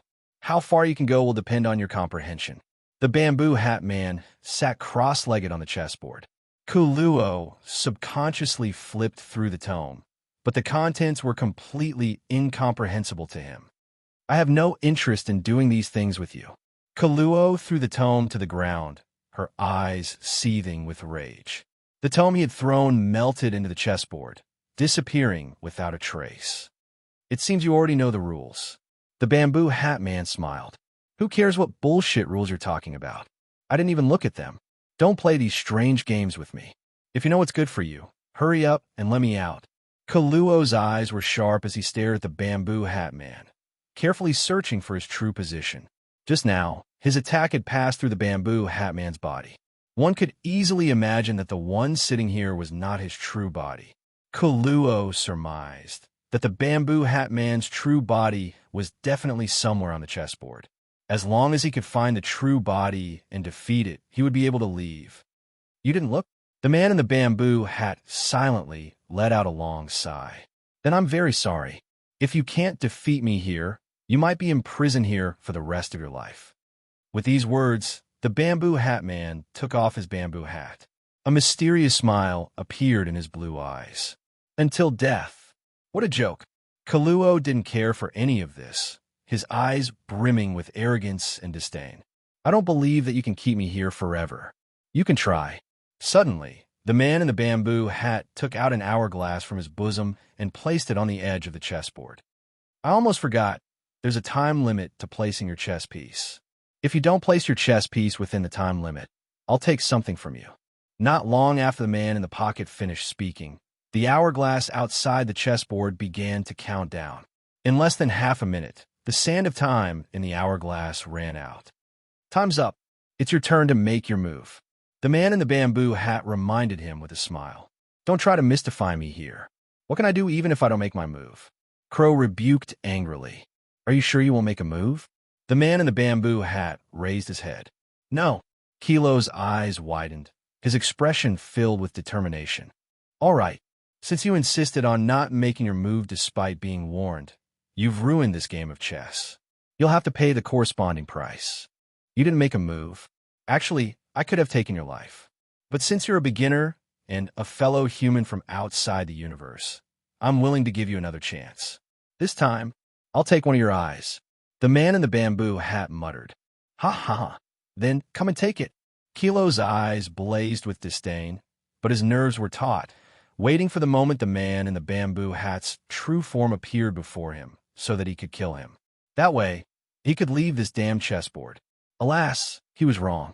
Not long after the man in the bamboo hat spoke, Kilo seemed to sense the existence of some sort of law on the chessboard, as if some sort of contract had been signed. Which eye do you want? My left eye? The man in the bamboo hat muttered to himself. In a flash, Kilo saw a pair of invisible hands reach out from the chessboard and grab at him. He struggled with all his might, unleashing all the energy of the universe. All his attacks were futile. He had no way to stop these hands from coming until they touched his eyes. A miserable scream escaped Kilo's mouth. He watched helplessly as his left eye was snatched away by the pair of hands and mysteriously disappeared. But there wasn't even a drop of blood in his left eye. All that was left was a black hole. It was as if he had never had this left eye in the first place. Losing an eye wasn't that scary. Among the universe adventurers, as universe adventurers, they would encounter countless accidents. Losing an eye wasn't a particularly serious problem for them. What was important was that as long as they were alive, they could have all the possibilities. Kilo didn't care about the eye. What he was concerned about was this strange chessboard that was leaking all over. He didn't know what kind of place this was. How could it take away his eyes so silently? Yet, he had no way of resisting. All right, I'll take the eye. Now recalculate the time. The man in the bamboo hat smiled as he turned the hourglass upside down. The sand of time began to pour down bit by bit. Kilo stared at the hourglass, and then looked down at the nearby man in the bamboo hat. Just who are you? Kilo felt like he was going crazy. After his eye had been taken away, he truly couldn't maintain his composure. Just what sort of damn place was this? He wanted to leave. You don't need to know who I am. All you need to do is treat me as your opponent in this game. The bamboo hat man's tone was gentle. Don't exceed the time. If you don't make your move, this time, your life will be mine. It was like a contract had been signed. Kilo's heart was instantly overwhelmed by fear. He stared in panic. I still don't know the rules of this game. I just showed you, the bamboo hat man said. I'm sorry, I didn't see it. Can you show me again? Kilo's tone was filled with pleading. I can't. In response, the bamboo hat man's tone left no room for negotiation. The first thing I showed you was the bearing of the humans of the Milky Way galaxy. You didn't see it yourself, so you can't blame me. Just like how you invaded our Milky Way galaxy. If I asked you to leave, would you have agreed? Kilo clenched his fists tightly.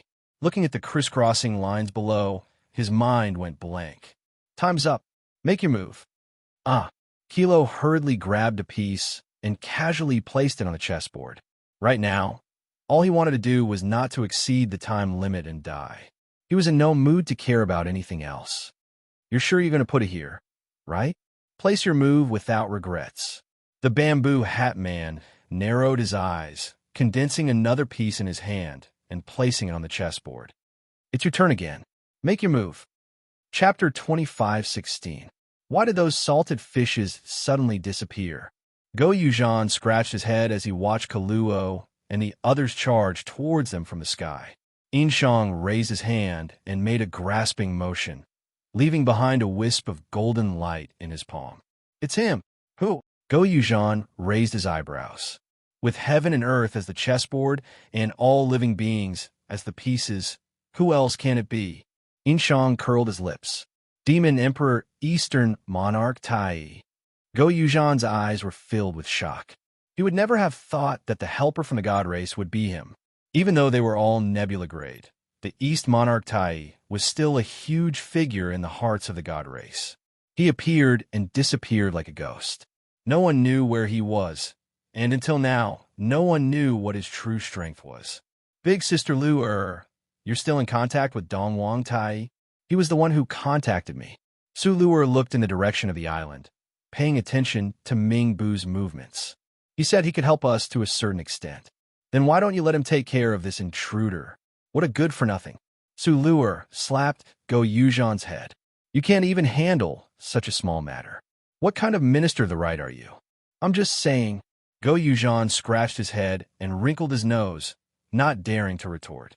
The main thing was he really couldn't beat this big sister in front of him. It's coming out. At this moment, Inshang spoke with a solemn expression. Immediately, countless cracks appeared on the ice island beneath his feet.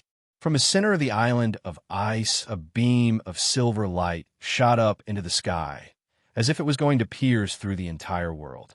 Ming Bu's armor had already become tattered. On his arm, there were drops of blood flowing downwards. Lowly native. Ming Bu's face was as black as iron, and the martial soul war hammer behind him seemed to have condensed into a much more substantial form. The war hammer in his hand also released strands of silver light. I want you to pay the price. I want your entire life star to pay for all of this. Prepare to receive Lord Ming Bu's wrath. Damn natives, this guy is really angry. Inshang frowned. Su Luer's eyes were filled with disdain. He's just incompetent and angry. Attack. Chase him away in the shortest time possible. With that, Su Luer flew outside, followed closely by Go Yuzhan and Inshang. Kill you all. When he saw Su Luer and the others, Ming Bu's eyes were bloodshot. He gripped his war hammer and Su Luer gripped a long sword made of solid ice.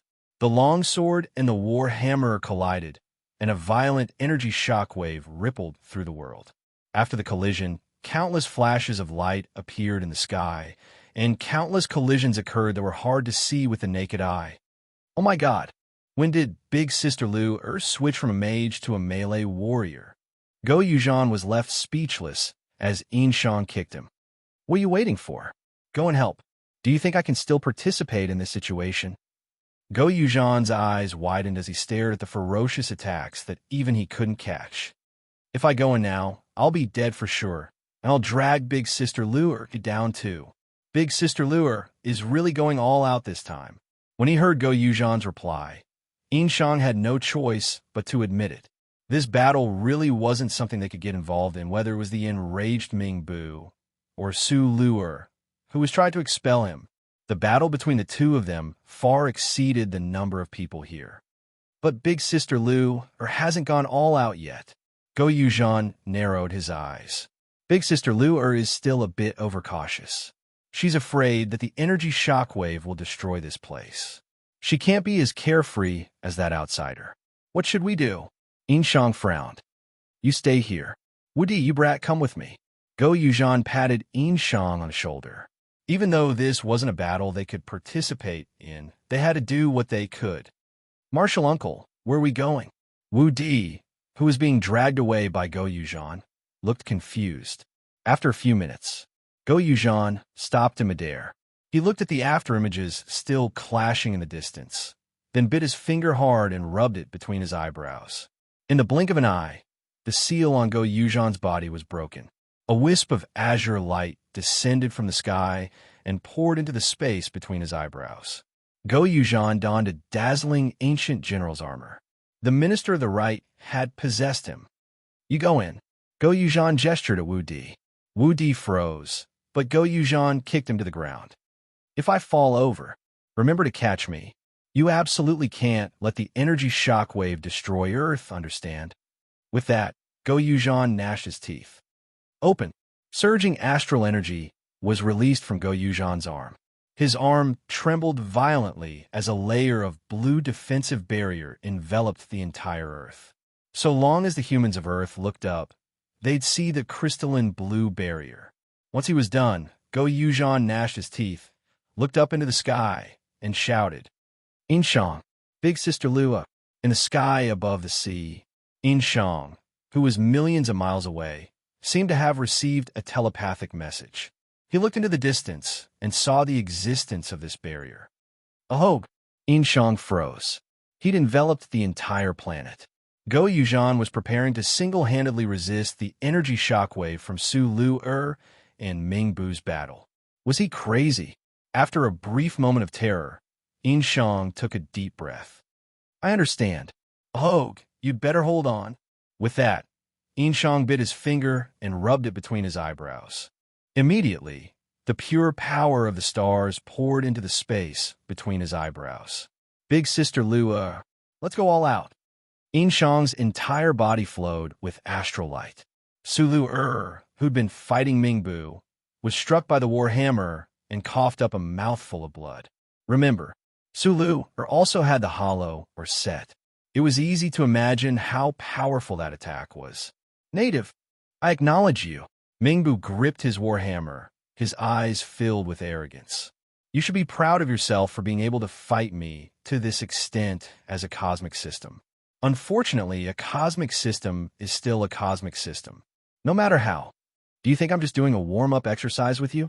Su Lu wiped the blood from the corner of her mouth, narrowed her eyes, and smeared it between her eyebrows. The real show has only just begun. Chapter 25:17. The wind was bone-chilling. Mingbu stood in the air with his war hammer in hand, feeling the biting cold wind brush against his face. Begin? Do you natives have any other tricks up your sleeves? Mingbu laughed disdainfully. He didn't forget to use his own cosmic energy to heal his wounds. Using cosmic energy to heal wounds was a bit extravagant, but given the current situation, he didn't need to keep his cosmic energy in a healthy state. As long as he could recover, dealing with these natives would be much easier. After enslaving the planet, he could just slowly recover. Woman, I truly acknowledge your strength. As long as you're willing to lower your head to me, I can guarantee your beauty for the rest of your life. Even though you're a thorny rose, I'll still enjoy the process of conquering you. Mingbu squinted his eyes and smiled. You really talk a lot. I don't like people who talk a lot. Then what can you do? Mingbu's eyes were filled with disdain. The difference between the cosmic and cosmic levels is like the difference between heaven and earth. No matter how hard you try, what can you do? In the end, you'll still be conquered by me. I'm really curious. What makes you so confident? Su Lu shook her head silently. Of course it's strength. Mingbu smiled. Are you sure? Su Lu shrugged. To be honest, your bit of strength is nothing. At least I'm stronger than you. Mingbu muttered. Maybe. With that, Su Lu didn't retort. She just quietly let go of the ice sword. The ice sword fell from her hand onto the ice island. It broke into several pieces. You gave up. Mingbu laughed. How did you know I gave up? Su Lu tilted her head. Never mind. What's the point of telling you all this? Boom. Su Lu unleashed a berserk aura of ice. The ice breath she released this time was on a completely different level from the ice breath she had released before. The biting cold aura whistled past. Standing at the mouth of the ice aura, Mingbu also felt the bone-piercing cold. You can't possibly think that you're my match. Faced with Mingbu's arrogance, Su Lu couldn't be bothered to waste her breath on him. The blood on his forehead lit up. Immediately, starlight poured into her forehead from the void above. The azure starry battle robe was draped over her back, and the cloak fluttered along with the howling, icy breath. He raised his palm. A brand new ice sword condensed in her palm. Level 8 Spirit Ascension Array. All of a sudden, a furious roar echoed throughout the world. Inshang, who was also dressed in a starry robe, had his blood vessels bulging on the top of his head and neck. He faced upwards and shouted. In an instant, the 8 formation origin chart under his feet shone brightly. The light intertwined with Su Lu's, and at the same time, Su Lu's aura skyrocketed. Boom! Universe level. The first layer. Second layer. 3 levels. Only when he reached the sixth tier did the breakthrough slowly stop. In the distance, Inshang also spat out a mouthful of blood. His entire body slowly fell from the sky, looking dispirited. Even so, Inshang was still shouting as he fell. "Go, big sister Luer!" Up in the sky, Su Luer stared fixedly at Mingbu and muttered to herself, "Leave it to me." "You." Mingbu's eyes filled with terror as he watched Su Luer's aura climb all the way to the sixth tier of the universe. "How is this possible? How could you suddenly?" "Huh. So what if you're at the sixth tier of the universe?" "In my ninth tier." Before Mingbu could finish his sentence, his chest suffered a heavy blow. Only then did he realize that Su Luer had arrived in front of him at some point. The ice sword had pierced right through his chest. "Ninth tier? Is it that strong?" Her cold voice made him feel as if he'd fallen into an icy cavern. Mingbu stared at his chest in shock. Just as he was about to swing his warhammer, Su Luer let go of the ice sword, tapped the air with the tip of her foot, and snapped her fingers. Instantly, an iceberg several times the size of the ice island fell from the sky above Mingbu's head. The iceberg fell like a comet. Mingbu's eyes were filled with terror. The warhammer in his hand instantly grew countless times larger, and he swung it at the iceberg. His hammer fell. The iceberg instantly shattered into countless ice crystals, dazzling in the sunlight. "Ha ha ha! What can you do to me? So this is your trump card, huh?" But Mingbu, who'd just shattered an iceberg, subconsciously laughed wantonly, but to his surprise. "Did you misunderstand something? Actually, I just pinched it for fun." As soon as Su Luer spoke, Mingbu saw countless icebergs of the same size as the one he'd just used to attack him from all directions. In the middle of all these icebergs was an icy star the size of a small planet. Impossible. This is impossible. Just how much control did she have to do this? She was only at the cosmic system level. No, she was currently in the sixth tier of the universe. But even so, she couldn't do this. Condensing an iceberg the size of a planet. Even a champion or admiral couldn't do it. Furthermore, she'd released so much at once. Could it be that she didn't feel her energy drain? Inexplicably, Mingbu felt a trace of fear and trembling in his heart. These natives were too terrifying. The people here felt different from the people of the universe. He gripped his warhammer tightly. Mingbu smashed his hammer at the countless icebergs above his head. After destroying these icebergs, he got into the spaceship without any hesitation. "Natives, don't think you've won.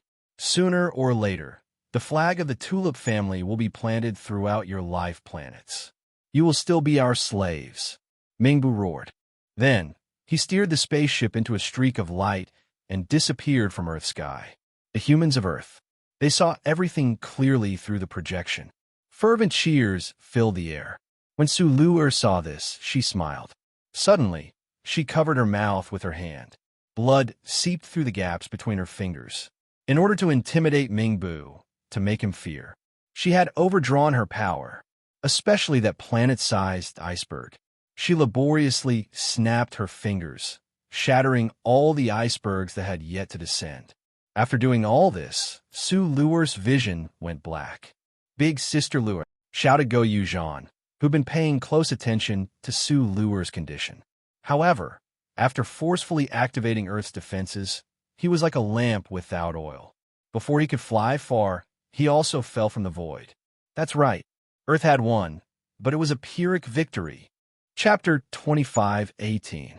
The Milky Way. A spaceship appeared in the sky above the Milky Way. They traveled for half a day. No one came to investigate. Crap. Facing this situation, Yang Jian in the cabin couldn't help but clench his fists and let out a long sigh. In the past, as soon as they entered the dark spot, someone would have come to investigate. But no one had appeared yet. There were only two possibilities. Either the investigators had retreated or they were dead. Either way, it meant that the Milky Way galaxy had been invaded. I wonder what Earth's situation is like. Everyone in the spaceship clenched their fists. They'd already rushed back as quickly as possible. Before returning to Earth, they could only wait nervously. "Relax, all of you. The monkey and the others came back early. I trust they'll take care of everything. Yang Jian smiled and comforted them. Everyone in the spaceship nodded. That was all they could think of right now. Several days later, Earth. Yang Jian and the others returned anxiously. The first thing they did was investigate Earth's internal situation. They're here. Yang Jian and the others saw the sea and a few islands that had been attacked. It looks like they retreated again, said Lu Jing. That's right. That's right. Yang Jian nodded lightly. Just then, the great sage in front of their flying ship charged over with a staff in hand. Xiao Yumei and Wu Di followed closely behind. Yang Jian and the others hurriedly rushed down. The great sage, Yumei, and the others had already readied themselves for battle. When they saw that it was Yang Jian, they let out sighs of relief. Monkey, Yang Jian, why did you come back? We didn't tell you to stay on Blue River. The great sage's eyes darkened. The Milky Way was filled with danger. Coming back now was too dangerous. They have to come back. Great sage, how's Earth? Su Yin also asked nervously. It's not looking good. The great sage glanced at Su Yin and the others, then sighed. Before you came back, the invaders had already reached Earth. Fortunately, Su Lu'er, Go Yuzhan, and Yin Shang did their best to repel them, but there are still many wounded on Earth. Leave it to me. Almost instantly, a jade-green godhead appeared above Su Yan's head. Behind her, the shadow of the life goddess appeared. The pure life force was like the spring rain that had revived, watering every part of the earth. Great resuscitation. This was what Su Yin learned when she broke through to the cosmic system state. The healing effect was much better than the previous group healing.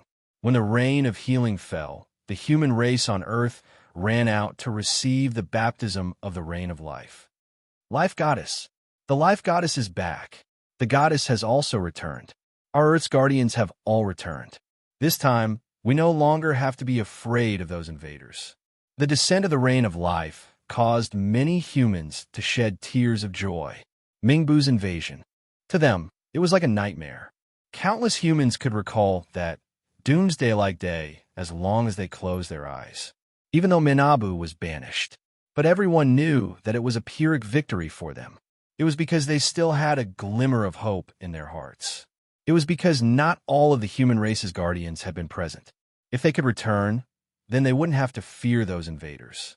In their anticipation, they welcomed the return of the first batch of guardians, with the great sage as their leader. In the hearts of the Chinese, the great sage was the god of war. They all knew that the great sage had once wreaked havoc in the heavenly court and was given the title of victorious fighting Buddha. His return was like a stimulant to the human race, making them feel slightly more at ease. This time, Su Yin had returned to release the rain of recovery. This filled all of humanity with confidence. The entire human race rejoiced. They were so excited that the invaders would no longer be a threat to Earth. Little did they know, it should be fine now. About a few minutes later, Su Yin retracted the life goddess. Everyone here could feel the jubilation of the human race on Earth. However, Yang Jian and the others' hearts were heavy.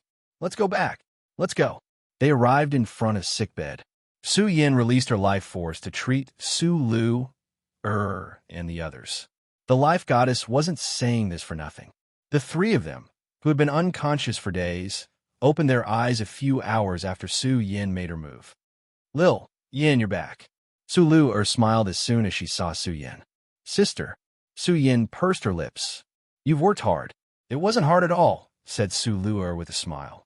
She glanced at the others in the room. You're all back. Everyone nodded silently. When they saw Su Lu's pale face, their hearts sank. I've done everything I could. I'll leave the rest of you guys. I still have to go back and make some soup for Yuan Hong. Su Lu struggled to get up from the bed, but suddenly, a pair of hands supported her. You're still injured. Can you rest well? Yuan Hong, exclaimed Su Lu. Why are you here? He caught me. The youth pointed at the great sage. The great sage glared at him. So what if he caught you? Do you know who she is? In your previous life. Never mind. I can't be bothered to talk to you about this. In any case, I'm telling you, brat, treat Lil Sis Lu better. If you keep acting cocky, don't blame me for beating you up. Don't blame him. He probably hasn't remembered yet," said Sulu gently. I actually remember." The youth scratched his head. "You remember?" exclaimed Sulu. The youth nodded silently, then rubbed his nose. "When you were unconscious, I suddenly remembered everything." Yuan Hong, Sulu, hugged the youth's neck in surprise. Everyone in the room subconsciously smiled. They all knew what had happened to these two. Just then, Yin Shang and Go Yuzhan left the bed. They pointed outside the bed. Everyone immediately understood and slowly retreated from the room, leaving Su Lu and the awakened Yuan Hong alone. "You guys are finally back." As soon as they left the ward, Go Yuzhan glared at them. "You guys don't know, but we almost died that day." "How strong is that invader?" Yang Jian frowned. "The peak of the universe," said Yin Shang. "He's still in the Milky Way. We don't know when he'll make a comeback." Most importantly, before he left, he mentioned the Tulip family. "It seems that there will be a Tulip family coming to our place soon." F***CK. Everyone clenched their fists. "What I'm thinking is, where's the Emperor Star now? Why hasn't he returned?" He has to know. Chapter 2519. Space adventurers from outside the Milky Way galaxy had already invaded. Up until now, he'd remained within the Milky Way galaxy. He just hadn't ventured to a few life planets near Earth. To Earth, Ming Bu's existence was a potential threat, a ticking time bomb. No one knew when he'd make a comeback. Most importantly, it was highly likely that a family clan would descend upon Earth in the future. Yizi, Yang Jian, and the others hesitated. Right now, Yi Zichen was in the middle of the struggle of geniuses. The outcome was extremely important to Yi Zichen and indirectly affected the Milky Way galaxy's future safety. Adventuring in the Golden Desert was dangerous enough. Yizi's current situation is rather special. We'd best not trouble him as much as possible. Yang Jian let out a long sigh, then narrowed his eyes, which flashed with solemnity. "Besides, the way I see it, we shouldn't rely on Yi Zi for everything. If we put everything on him, it'll be too much of a burden for him." Everyone fell silent. In truth, they all knew just how heavy the burden on Yi Zichen's shoulders was. Even so, it wasn't that they didn't want to lighten his burden. It was just that their current strength couldn't keep up with these cosmic invaders. They could stop them this time, but what about in the future? Of course, I know how heavy the burden on the Emperor Star is, but you've all seen the current situation. This time, it's a peak-level expert from the universe. Yin Shang knit his brows. "This time, we've already used up all of our trump cards in order to stop him. Part of the reason we won was because he underestimated us. If he comes back with absolute vigilance, I doubt we'll be able to defeat him." "Yin Shang, don't you think you're boosting his morale?" At that moment, Su Luer was helped out of the room. This time, after Ming Bu had been expelled, her injuries were the most serious. She'd done this to intimidate them as quickly as possible. She'd forced herself to bear the enormous burden her body couldn't bear, and used it to scare Ming Bu away from Earth. Even with Su Yan's light of life, her internal injuries hadn't healed. Big Sister Luer, Big Sister Luer." Everyone outside the room called out to her. After a brief greeting, Yin Shang looked up at Su Luer, his tone unyielding. Under certain circumstances, he could choose not to argue. But at this moment, it concerned the life and death of the entire Earth, or rather, the entire human race in the Milky Way. He was not trying to boost the morale of others. He looked at the problem purely with the most rational mind. "Big Sister Luer, this isn't the time to act on impulse. Do you really think I'd do something like that? I've never overestimated the intruder, but we can't underestimate him either." It was rare for Yin Shang not to listen to Su Luer. "Since we've come to this point, why don't we express our own opinions and say what's in our hearts? As the Minister of the Left, I have the position of Prime Minister in the Star Dynasty. Everything I think about is from the big picture. Big Sister Luer, Go Yuzhan. Let's be honest, we've fought that person before, so we have the most intuitive understanding. In order to expel him, how far must we go? Body infusion of starlight, star robe, origin energy activation, 8 extremities spirit ascension. We've used all of our trump cards. Result? In other words, we've driven him off Earth. Big Sister Lu, tell me the truth. If he persisted for another half an hour, would you have been able to hold on? Inshang's words were merciless. This wasn't the time for concealment. They needed a rational person to step forward, shatter their fantasies, and expose the bloody truth to the world. The way Inshang saw it, they couldn't hold on. You're right, said Su Lu'er. That foreign invader is very strong, but perhaps you're a scholar, while I'm a warrior. Our ways of thinking are different. I won't deny that your way of thinking is correct, but you can't say I'm wrong either. Just because he's a strong enemy, we're afraid. Do you think that's right? We're counting on Yi Zichen to handle everything. Isn't he tired? The auxiliary stars exist to share the Emperor Star's burdens. We can't ask the Emperor Star to handle every problem. If we let the Emperor Star handle everything, what's the point of having an auxiliary star? That's not what I meant, shouted Inshang. I know that's not what you meant. You should also understand what I'm trying to say. Su Lu'er didn't budge an inch. I'll say it now. If he dares come again, I'll beat him up just the same. If he comes, I'll beat him up once. If he comes 100 times, I'll beat him up 100 times. If he comes to a family clan, I'll beat them up. If he comes to a planet, I'll beat them up. If you insist on using our position as auxiliary stars, then go Yu Zhan, and I should be in charge of fighting against outsiders. We should be the ones to decide when the invader appears. You're a civil official. You should handle internal affairs properly. Big Sister Lu'er, aren't you being a bit too dictatorial? Inshang frowned. Inshang, I'm not dictatorial. Su Lu'er's gaze suddenly softened. She patted Inshang on the shoulder. Please think about it. If the entire planet's armed forces were afraid, would the planet even be able to survive? I'm just protecting the Martial Star's bottom line. I'm not intentionally opposing you, nor am I saying you're wrong. But I'm not wrong either. With that, Su Lu'er's gaze darkened. From now on, I'll be in charge of training any master of the stars or citizen of the stars who wish to join the army. Inshang will control all civil officials. Everyone go about your duties. Do what we should, and don't cause any more trouble for the Emperor planet. Even though I don't really like that brat. But I can sense that he's really having a hard time. There's one more important thing. Suddenly, Su Lu'er raised her voice. Take this opportunity to make it clear to the people of Earth that this world doesn't just need us. More importantly, they need us. If our planet's overall strength is strong, there won't be any invaders. Why would they invade us now? It's because we're weak. As for this, let Inshang handle it, little sister. Su Lu'er glanced at Su Yan. You should go as well. You're the most popular person on Earth. So, if you go, the results might be better. As for the defense of the planet, leave it to me. Chapter 25:20. Leave it to me. It was just 3 simple words, but they carried the heavy responsibility of the entire life star. Su Lu'er's tone was resolute and forceful. Surrendering without a fight wasn't her character. She naturally knew that Inshang didn't think that way either. If he wanted to surrender, then he wasn't worthy of being the head of the 4 auxiliary stars.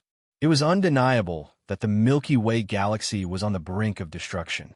The appearance of the foreign invaders threw the entire world into a state of panic. Even experts like them, who stood at the peak of the Milky Way galaxy, felt unprecedented pressure. The universe, it was simply too vast.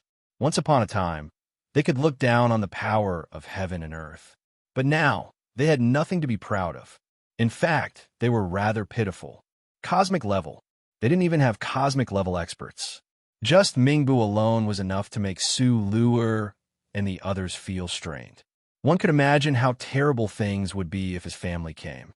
Su Lu'er naturally understood all this. It was just that she didn't want to rely on Yi Zichen for everything.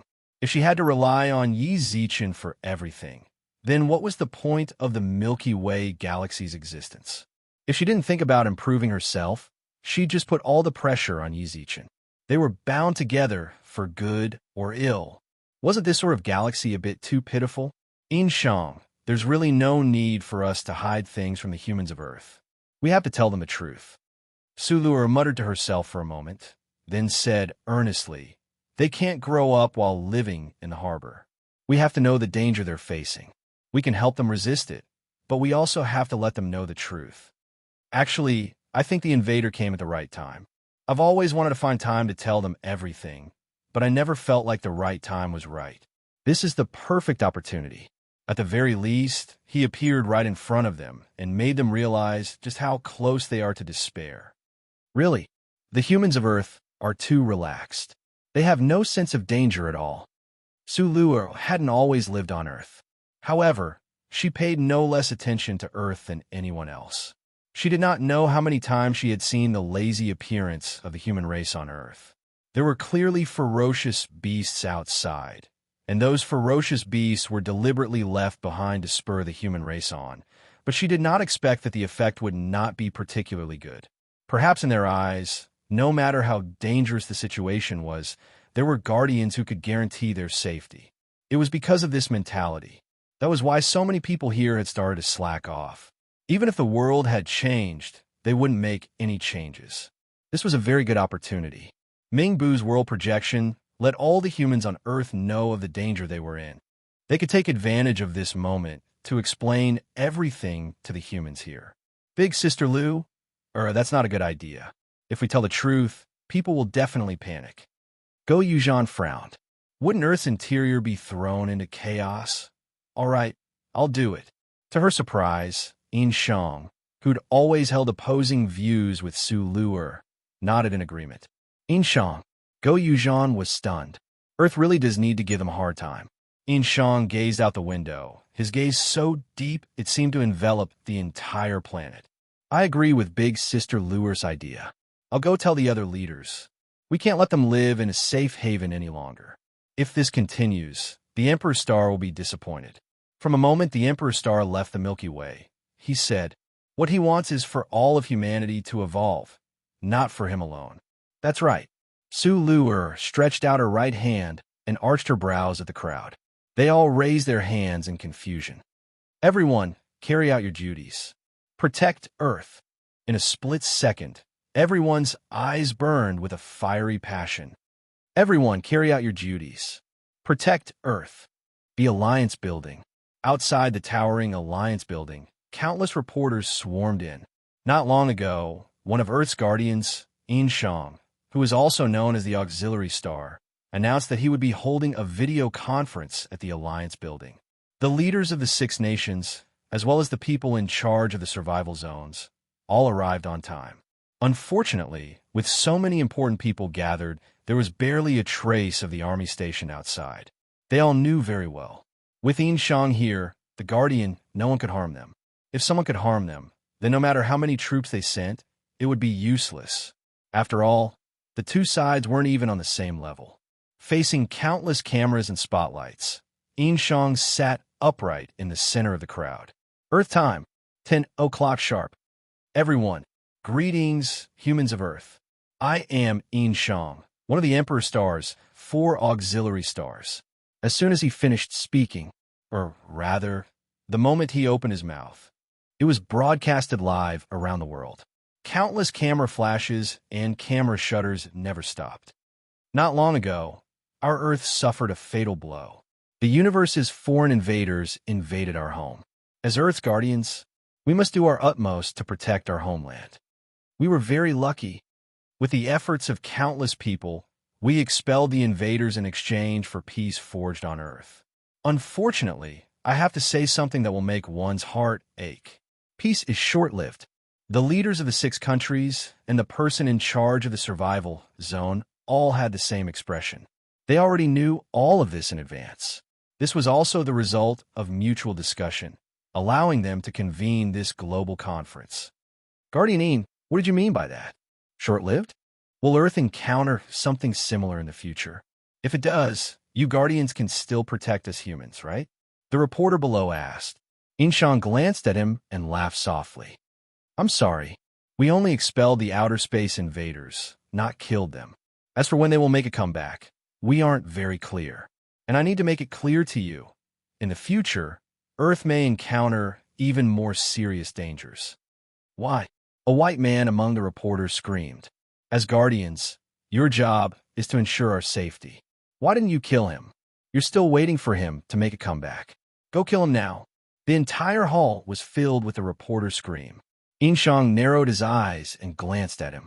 His tone was filled with indescribable coldness. Are you ordering me? Chapter 25-21. When the reporter's voice fell. In fact, in his heart, he had already realized that he had not controlled his emotions well. What was this place? The building of the Human Alliance. It was the gathering place of the leaders of the human race on Earth. It was the place where countless rulers and managers of the human race were gathered.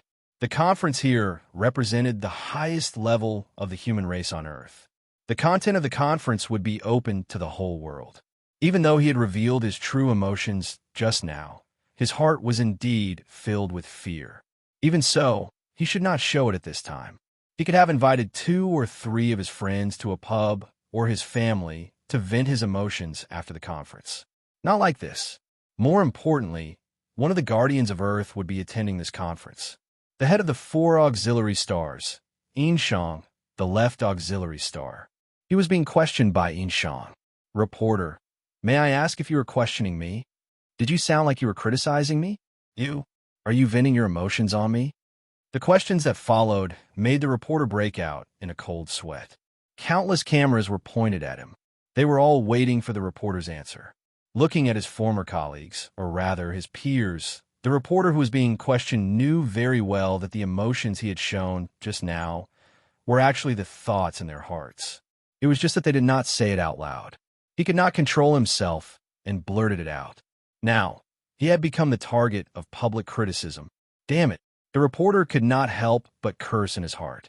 In fact, he knew very well in his heart that the moment he said those words, he could no longer keep his job, which had a decent salary. Since he could not keep his job, he had no choice but to give up. He was sure that countless people in this live broadcast had the same thoughts as him. Is there anything wrong with what I said? The reporter threw his camera to the ground and looked straight at Inshang. You are the Guardians of Earth. If you cannot even protect Earth, what right do you have such a title? Such an incompetent person is not worthy of being a guardian. Excuse me, are you a warrior? Inshang asked. Yes. What level? Advanced warrior. The reporter raised his head arrogantly. The current Earth had a clear classification of warriors. Apprentice level, beginner level, warrior, intermediate warrior, advanced martial artist, Earth immortal. In other words, the current high-level martial artist could already be compared to the half-immortals before the world changed. This was already a very high-level combat power. He was also one of the best of the human race. He also relied on his own strength to get to the level where he could enter the Alliance building to conduct interviews. He was very proud of everything he had now.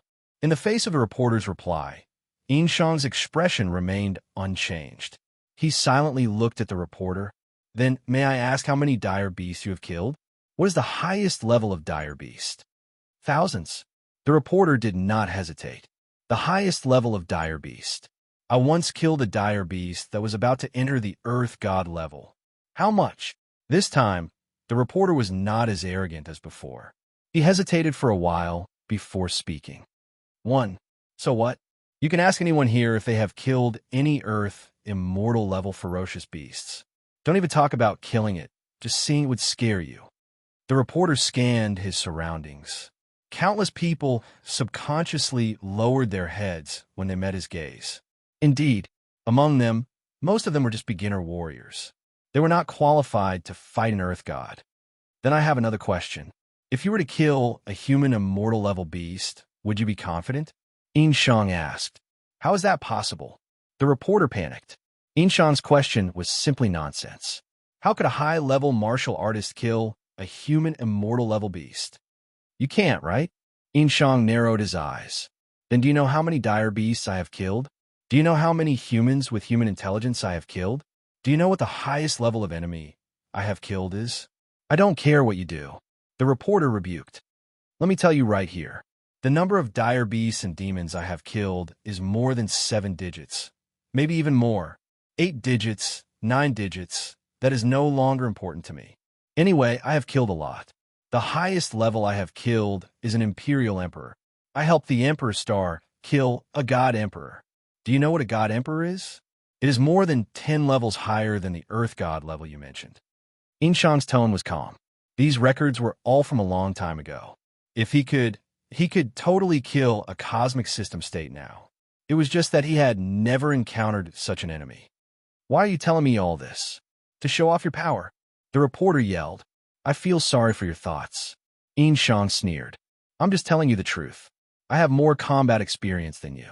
I'm at a higher level and have a clearer judgment of the current situation than you. You just said that you have no chance of winning against a human immortal level beast. Then, we are facing the same situation as you, or worse. Because he is a human and has human intelligence, and he comes from a universe. Huh, so you guys retreated. Is this your courage as a guardian? The reporter sneered. Inshang didn't refute his accusation. That's right. The stronger you are, the more you know how precious life is. I know I'm no match for him. I won't be so arrogant as to promise you that we can kill him. And may I ask, did we admit that we are the guardians of Earth? Inshang's lips curled into a smile. Are we the ones who talk about these non-existent titles? It's you people who forcefully put this title on us. Because we have a certain level of power, we are willing to shoulder the responsibility of protecting you. But that doesn't mean we have to do it. Do you know? In the Milky Way galaxy, humans don't just exist on Earth. Immortal Planet, Divine Planet, and many other planets have humans. We can protect you, or we can abandon you. It doesn't really matter to us. I've never felt like a savior. I protect you guys because I'm kind. If I don't protect you, what can you do to me? Use your resentment to kill me? Do you think that's possible? Funny? The reporter didn't know what to say. At this moment, he simply couldn't find any words to refute. Plus, Inshang squinted his eyes and smiled. He pointed at the color of his skin. If I'm really a guardian, then I must be protecting China, not you. Do you understand? Chapter 25-22. When Inshang's voice fell, the entire alliance building was in dead silence. The leaders of the other countries all showed fear in their eyes. Only the leader of China looked calm. This was China. In a long river of 5,000 years of history, there were many capable people. No matter what era it was, there would always be people from China who could stand up. This was the case in ancient times. It was still the case today. Looking at the leaders of the other countries, the strongest among them was only at the sky immortal level according to China's investigation data. Their strength might be not bad, but compared to the guardians of China, the difference was too big. Not to mention others. Which of these Earth guardians didn't come from China? He was the leader. Of course he was proud. But the current situation was special. Inshang had already told these leaders in advance that the invasion of the universe was a matter of life and death for the human race. He didn't care about the other people. China couldn't be destroyed. Mr. Guardian, before the Chinese leader could speak, the leaders of the other countries spoke up one after another.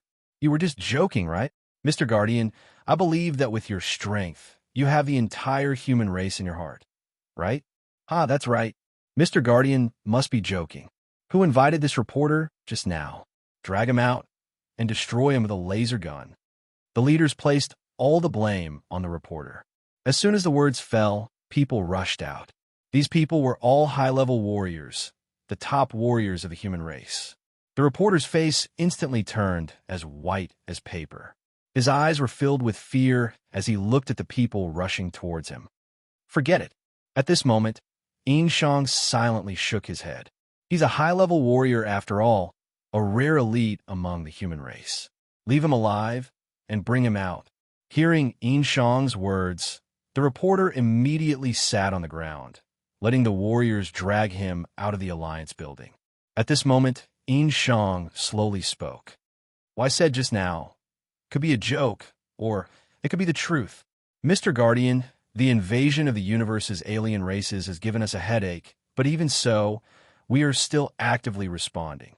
As soon as Inshang's voice fell, the leaders all sighed. Actively responding, this meant that the Guardians hadn't given up on them.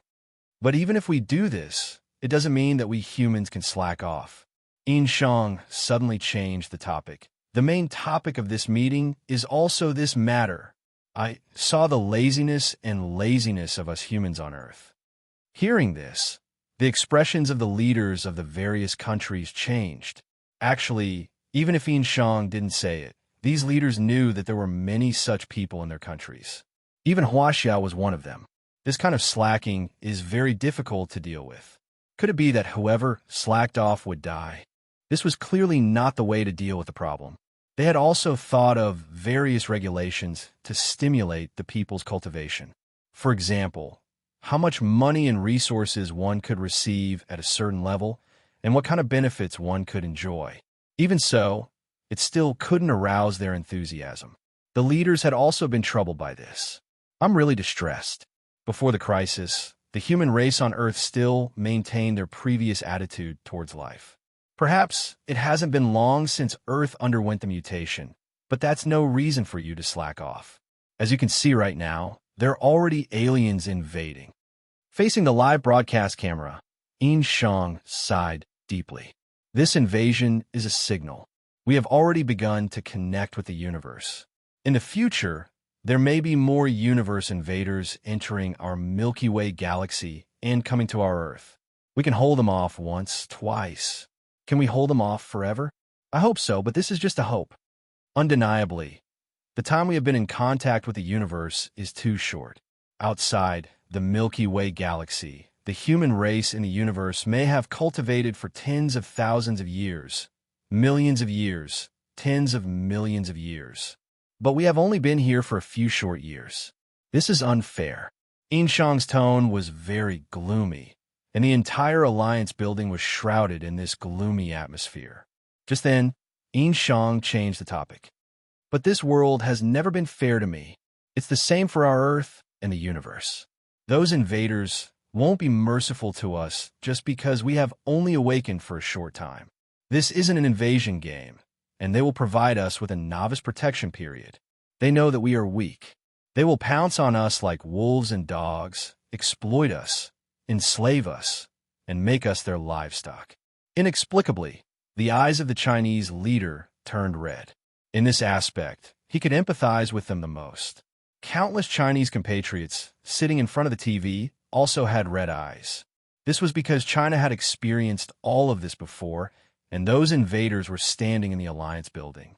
Although the invasion of the past had been washed away by time, but in the hearts of the Chinese people, this was a memory that could never be erased. If we don't want to be invaded, we must stand up. There isn't much time left for us to begin with. Why are you still slacking and wasting?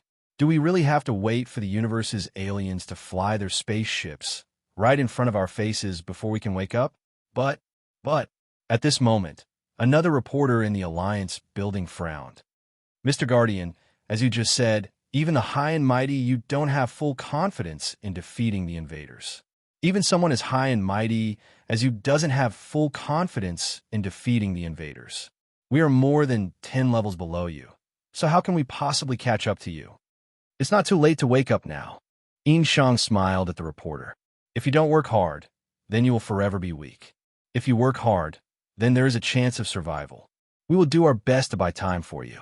Even if we die a horrible death, we won't give up on you, as long as you are willing to work hard.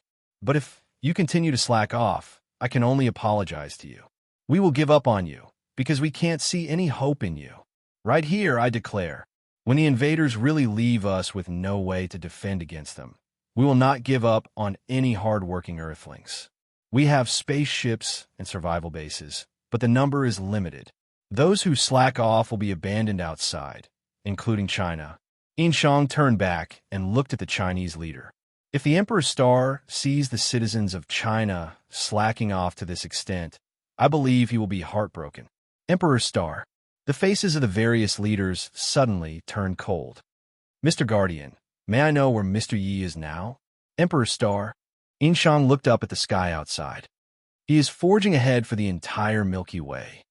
Chapter 25-23. Forge ahead. If Yi Zichen had heard Yin Shang's words, he might have agreed with half of it. His original reason for coming to the universe was naturally for the future of the Milky Way galaxy. He was fighting so that the Milky Way galaxy wouldn't become the slaves of invaders from the other universes. There was no doubt about that. Even if you looked at the current situation, he seemed to be having a pretty good time. If you don't want to be eliminated, then hurry up and retreat from the supply boxes. Put your hands on your head and squat on the ground. Accept the inspection of the Golden Desert's security department. Don't try to resist pointlessly. For the sake of your lives, please hurry up. Reminder, this is not a drill, nor am I telling you cold jokes about the universe. I'll give you 15 seconds. Start counting down now. Several hundred meters away, Shita used the power of the universe to amplify his voice without any hesitation. Half a year passed in the blink of an eye. During this period of time, Yi Zichen's team had a clear goal to clear the supply boxes. During this half a year, they'd already cleared over 100 supply boxes. It could be said that Yi Zichen's team obtained the most resources from the elimination zone in this round's elimination round. Simply put, they were filthy rich. Yet, because of their wealth, the participants of the elimination round were jealous of them, but didn't dare to provoke them. It was truly Yi Zichen and Baiyu were ridiculously strong. Not long ago, 10 odd teams had teamed up to attack Yi Zichen's team, but in the end, Yi Zichen hadn't even had a fight. Baiyu alone had swept through all of them. More importantly, the overall strength of these teams was considered to be the best among all the contestants. There were over 20 experts in the 8th level of the universe. There were dozens of experts in the 7th and 6th levels. Even so, it seemed like Baiyu hadn't even used his full strength when he attacked them. It was all because of that battle. Baiyu had become famous. Everyone in the Golden Desert knew that there was a female expert with the beauty of a celestial immortal, a bloodthirsty battle maniac. Countless teams were terrified of her. Yi Zichen's team also used that battle to give themselves the title of Justice. Within the Golden Desert's security department, anyone who was targeted by the Public Security Department had to be investigated by the Public Security Department. Resist. In that case, I'm sorry, but this elimination round has nothing to do with you. Or rather, you'll have to die here. They couldn't blame Yi Zichen and the others for being cruel. The organizers suggested that one could kill others here without being punished. That was also the reason why Yi Zichen's group was able to threaten the other groups the most. He wanted to live. He would obediently hand over all the valuables on him. He would vomit out whatever he took from the supply box. If he didn't, he would vomit it out on his body. Yi Zichen and company had been doing this for a month. The effect was not bad. At the very least, the income was quite considerable. Yi Zichen and Baiyu took the lion's share, while the others took the lion's share. Even so, they didn't complain at all. No matter what, they'd come here for nothing. Sure enough, after learning that it was the Public Security Department, the team that was about to start resupplying immediately squatted on the ground. No matter how much they cursed inwardly, they didn't dare to show any displeasure on their faces as they obediently waited for Yi Zichen's team's inspection. Coward! Sito curled his lips and took a bite. It wasn't clear if he was doing this on purpose, or if he had stayed here for too long that he could no longer hide his true nature. Whenever he met another group, he would always use a disdainful tone to slander the members of the other groups. With that, he ran in front of the supply box and used his cosmic power to inspect it. E.g., there's no shortage of supplies in the supply box. She too trotted over. Even Hu Tu and the others felt disgusted by his respectful manner. For some reason, ever since Sidhu escaped death from the Golden Sand Lizards and rejoined Yi Zichen's team, he seemed to have changed into a completely different person and followed Yi Zichen's every step. Calling him a servant would be flattering him. Understood. Yi Zichen didn't reveal too much emotion the entire time. He merely nodded. Then he saw Sidhu run in front of the other groups. He reached out his hand towards them. The participants squatting on the ground all took out all sorts of valuable medicines, weapons, and defensive equipment from space. Those that hadn't reached the universe level couldn't have space. They just took out all sorts of valuable items from their spatial tools. This was an unspoken rule that Yi Zichen's Public Security Department had set for the other participants in the Golden Desert over a month ago. If you want to live, then he would use money to buy his own life. That's it. She too examined the people squatting on the ground, then looked at the many items in the desert. That's it. A universe level 4 expert spoke. He was also the strongest in their group, so he should be the leader. How poor? Shitu twitched his mouth in disdain, then inched in front of Yi Zichen. Yi Ji, this team is very poor. There's only about 4 million universe credits here. Do you think that's enough? Let them go, Yi Zichen said quietly. The people squatting on the ground felt like they had been pardoned. She too also ran up and kicked that universe level 4 expert, sending him crashing into the golden sand of the desert. Get lost. Your luck is pretty good. My brother Yi is in a good mood. Otherwise, with this little bit of money, your head wouldn't even be enough to redeem it. Get lost. Don't let us see you again in the future. If you don't like it, you can bring people to find trouble with us. Our brother Yi and sister by accept your challenge. Even a universe level 4 expert who was kicked to the ground didn't dare retort. He hurriedly left with his team members. She just spat on the ground in disdain, then picked up all of the ransom left behind by the sand-faced team and ran in front of Yi Zichen. Yi Ji here. Shitu's attitude towards Yi Zichen was definitely different from when he was facing the others. Yi Zichen looked at him silently. Yi Zichen nodded. Put down. All right. Shitu chucked all sorts of weapons and armor onto the ground, then ran to the side silently. Shitu. At that moment, Yi Zichen suddenly spoke up. What is it, Yi Ji? Shitu tilted his head in confusion. Are you still going to pretend? Yi Zichen chuckled. Don't you think this is too obvious? Yi Ji, I don't know what you mean, Shitu said stiffly. You don't know? Yi Zichen tilted his head and smiled. Are you really sure? Chapter 25-24. In response to Yi Zichen's question, Yi Zichen nodded. Shitu's eyes were filled with confusion and indignation. Just from a look in his eyes, there was nothing suspicious about it. Yi Ji, what do you mean by that? Don't scare me. Shitu's voice trembled slightly. He looked up pitifully at Yi Zichen, waiting for an answer that would reassure him. Are you sure you want to keep pretending? Yi Zichen squinted. Yi Ji, I don't know what you're talking about. Shitu shook his head forcefully. Although it was obvious that he was trembling inside, he still gritted his teeth and refused to change his words. I'll give you one last chance to confess. No matter how hard Shitu tried, Yi Zichen didn't budge in the slightest. He simply looked at him in silence, his expression indifferent. I didn't do anything wrong. I don't know what to confess. Shitu shook his head. You're really stubborn. When Yi Zichen saw that Shitu still hadn't relented, he slowly raised his hand towards Shitu's head. Almost instantly, everyone held their breaths and stared intently at the space between Yi Zichen and Shitu. Actually, Ling Qiao, and the rest also felt that Shitu was a little strange recently. He was completely different from his previous self. In the beginning, although Shitu treated Yi Zichen and Baiyu with respect, he still maintained the arrogance of a universe-level expert. Right now, even the word groveling would be a form of praise. He was already so lowly that he had no dignity to speak of. The only difference between him and a slave was that there was no slave chip implanted on the back of his neck. Could it be that Shitu was doing this on purpose? So what was his purpose in doing this? Anyone with a discerning eye could tell that although Yi Zichen and Baiyu were very strong, they were rather amiable and approachable. Even Tigerhead and the others did not bow and scrape like Shitu's day. They treated them very kindly. Shitu's flattery didn't make him feel like he was being too friendly.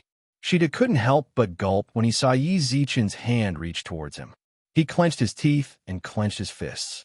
Then, he saw Yi Zichen gently pat his head. I know you're afraid that we'll abandon you again. Actually, there's no need for that. You could just be like before. There's no need for you to be so busy. I'll feel uncomfortable if you work so hard. Yi Zichen chuckled. Everyone understood when they heard this. Only Baiyu's eyes flashed with a profound light. Hearing this, Shitu felt as if he had been pardoned. He slumped to the ground, panting heavily. He felt as if he had just survived a disaster. Yi Ji, you scared me to death. Shitu patted his chest, then looked at Yi Zichen and exhaled. Why are you afraid? Did you do something wrong? How could that be? Shitu grinned. I'm just afraid that you'll misunderstand me. This golden desert is too dangerous. If I'm abandoned by you guys, I might really be eliminated from this assessment area. Don't worry, I won't. He patted Shitu's shoulder twice. Then, Shitu confirmed the location of the supply boxes on the map. Then the group set off once more to fight for them. During this time, Yi Zichen and Baiyu followed a short distance behind them. Why did you suddenly change your mind just now? Baiyu creased her willowy eyebrows and looked at Shitu, who was chatting and laughing with a few others. There's definitely something wrong with him. Didn't we already confirm this a long time ago? You also said that there was something wrong with him. That's right. Yi Zichen, who stood on his sword, smiled and nodded. You know that I'm a very kind person. Just now, I was giving him a chance to confess. As long as he did, I wouldn't pursue the matter. No matter what, if he confessed, I'd know the source of the danger. If he didn't, the danger would have always lurked in the shadows. What a pity. It seems he didn't treasure this precious opportunity. With that, Yi Zichen shrugged helplessly. How he wished that Shitu would be able to speak his mind under the pressure just now. Yet, Shitu had gritted his teeth and endured it. From this, it was clear that the person who'd instigated him had given him a very high price. A ridiculously high price. Yi Zichen had always firmly believed that Shitu wouldn't dare come back for revenge on his own. Since he'd come, that meant he'd been instigated. That also meant there were people hiding in the examination area who wanted to harm him. Then what are you going to do now? Baiyu furrowed his brows. Right now, we're out in the open and they're in the shadows. Yi Zichen shrugged indifferently. You're quite confident, Baiyu twitched his mouth. However, when he thought back to Yi Zichen's performance in the second universe, he realized that he'd always been like this. It was his confidence. While countless families were struggling to find out what to do, he'd already obtained a life planet as a base. In the future, Baiyu continued to call out Yi Zichen's name in the second universe out of habit. How do you think this Shitu is going to cause trouble for you? He intentionally treated the contestants like that just now, right? He wants them to become enemies with us and gang up on us? Based on his performance, that's right. Yi Zichen nodded with a smile. But I don't think it's that simple. I think that he's just trying to cover it up and divert our attention. Besides, think about it this way. Last time, 10 odd teams came to make trouble for us. In the end, the participants here aren't idiots. They know we're not to be trifled with. Then what exactly is it? Baiyu frowned. I'm not sure yet. Yi Zichen shrugged. I'm still trying to figure out what he's going to do to me, but I still haven't figured it out. I'll get revenge for you. Suddenly, Baiyu said something very strange. Huh? Yi Zichen was stunned. If something really does happen to you, I'll definitely avenge you and kill him. Baiyu's eyes blazed with fire. Shitu couldn't help but tremble. He subconsciously glanced behind him. Are you cursing me? Yi Zichen shrugged helplessly. Suddenly, his pupils constricted. Before Baiyu could react, he slapped her with a palm and pushed her back several hundred meters. At the same time, a sandstorm appeared around Yi Zichen. In less than half a breath's time, it swallowed him whole. Chapter 25:25. Sandstorm. The golden desert struck fear into the hearts of countless competitors. In the first year of the elimination round, there were actually very few participants who were eliminated or died, and those who died at the hands of others or were eliminated. What truly caused a large number of people to die was this death storm. It was this death storm. Baiyu, who had been pushed out, almost instantly felt the storm engulf him. The golden sand on the ground was swept up by the death storm. Any grain of sand could pierce through a God King expert's body. Even though it hit Baiyu's back, she felt intense pain and the blood in her chest churned. She looked behind her. At that moment, she saw the death storm that filled the sky. As for Yi Zichen, he had already been swallowed by the storm and disappeared without a trace. Future, Baiyu shouted as he looked at the deathly storm. Yi Ji! The other members of the team also panicked when they saw this scene. They watched from afar, but no matter how worried they were, they didn't dare to get close. Death storm. That was a true death storm that could instantly kill a Universe Level 8 expert. They had personally witnessed a Universe Level 8 expert being instantly swallowed by the death storm. Blood and flesh flew everywhere. Future. Without any hesitation, Baiyu charged towards the deathly storm. Seeing this, the other members of the team were shocked. Hu too clenched his teeth and chased after Baiyu and pulled her back. Even though the tiger men were natural fighters, and their strength multiplied after activating their martial spirits, he pulled with all his might. However, Baiyu still managed to drag him several dozen meters away. Tiger Head could feel that the whirlpool of wind blades on the periphery of the death storm had touched his nose. Big sister Bai, you can't go. This is the death storm. Tiger Head's face had already started to be scratched by the wind blades, causing blood to flow out. He continued to pull Baiyu's clothes. He didn't let her advance even half a step. At this moment, the death storm suddenly disappeared, just as it had come, as if it had never appeared. Baiyu's eyes were filled with terror as he ran forward. She reached out and felt around in front of her. Future, Baiyu shouted herself hoarse as she sat on the ground. In that instant, her eyes seemed a bit empty. Future was swallowed by the death storm. Him? Is he dead? He must have felt it just now, but he had given up on his hope of escaping and pushed himself out. She too. Inexplicably, Baiyu struggled to stand up from the golden sand and looked around. Where did she to go? Hearing this, Ling Qiao, and the others also looked around. Only then did they notice that she too, who had been kowtowing to Yi Zichen, was nowhere to be seen. It really is him. Baiyu tightly clenched his fist. The eyes of Tiger Head and the others were filled with terror. Sister Bai, are you saying that she too harmed Brother Yi? That's impossible. The death storm appears randomly here. Shidu shouldn't have this kind of ability. Future God, the flame rat and the others, who had their eyes fixed on the assessment area, also revealed fear in their eyes. Meng Luo bit her lips in shock. The flaming rat was almost glued to the projection, as if it was hoping that its eyes could see through the virtual projection and see what was happening inside the death storm and where it was going. All of this happened too suddenly. They never thought that the Almighty would be swallowed by the death storm in the future. How could this be? Meng Luo bit her lips and didn't know what to do. She was very anxious. At that very moment, she didn't know what to do either. Sister Hua. Meng Luo's little face was filled with panic as she tugged at Hua Jianrou's arm. The future Almighty, faced with Meng Luo's question, Hua Jianrou's furrowed brows didn't relax. She stared at the location on the projected map, took a few steps forward, and pulled the flame rat away. Then, she rewound the live stream. Approximately 10-odd minutes later, Sister Ro, the flaming rat, and Meng Luo looked at her in confusion, then saw Hua Jianrou zoom in on the map. This sandstorm is man-made. Hua Jianrou said. Man-made? The flaming rat frowned. Look at this map. 30 minutes before the death storm appears again, there will be a notification of the storm area. There was no sandstorm in the area of the future. More importantly, according to our observations during this period of time, there was only one random death storm in the entire desert. When a sandstorm was raging in that area, here, as she spoke, Hua Jinrou zoomed in on the map and pointed at the top right corner. This is the active area of the random sandstorm. There's already a sandstorm here, so why would there be another one in the future? More importantly, the duration of the sandstorm here is too short. From start to finish, it lasted less than 30 seconds. The disappearance of a sandstorm was very sudden. Other death storms are like typhoons or tornadoes. They have their own paths. Sister Hua, if that's the case. The flaming rat's eyes were wide open, filled with fear.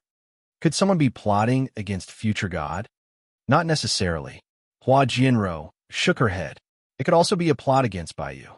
Just now, Baiyu was in the same area as Future. Maybe Future sensed the danger ahead of time and pushed her out. You guys know that the reason why we've been living here is because we'll face the danger of death if we go out. Maybe Baiyu is being targeted. Her divine flame and her inheritance of the Bai family are the most perfect and compatible ones of their generation. Future God became Sister Baiyu's scapegoat. Meng Luo bit her lip. Hua Jianrou frowned and knocked Meng Luo's head. How can you say that? Do you want your future God to die? Of course not. Meng Luo shook her head forcefully. Then don't say that. Hua Jianrou twisted her neck and smiled with her eyes squinted. I believe that future God won't die so easily. No matter if he took the hit for Baiyu or left to deal with him, As friends, we can't just sit back and do nothing. What should we do? The Flaming Rat and Meng Luo asked. That's she too. Hua Jinro glanced at she too on the projection. We need to find him. Almost as soon as she finished speaking, a voice suddenly rang out. Hua Jinro's lips curled into a smile again as she shrugged her shoulders. Look, Xiao Bai invited us into the virtual network.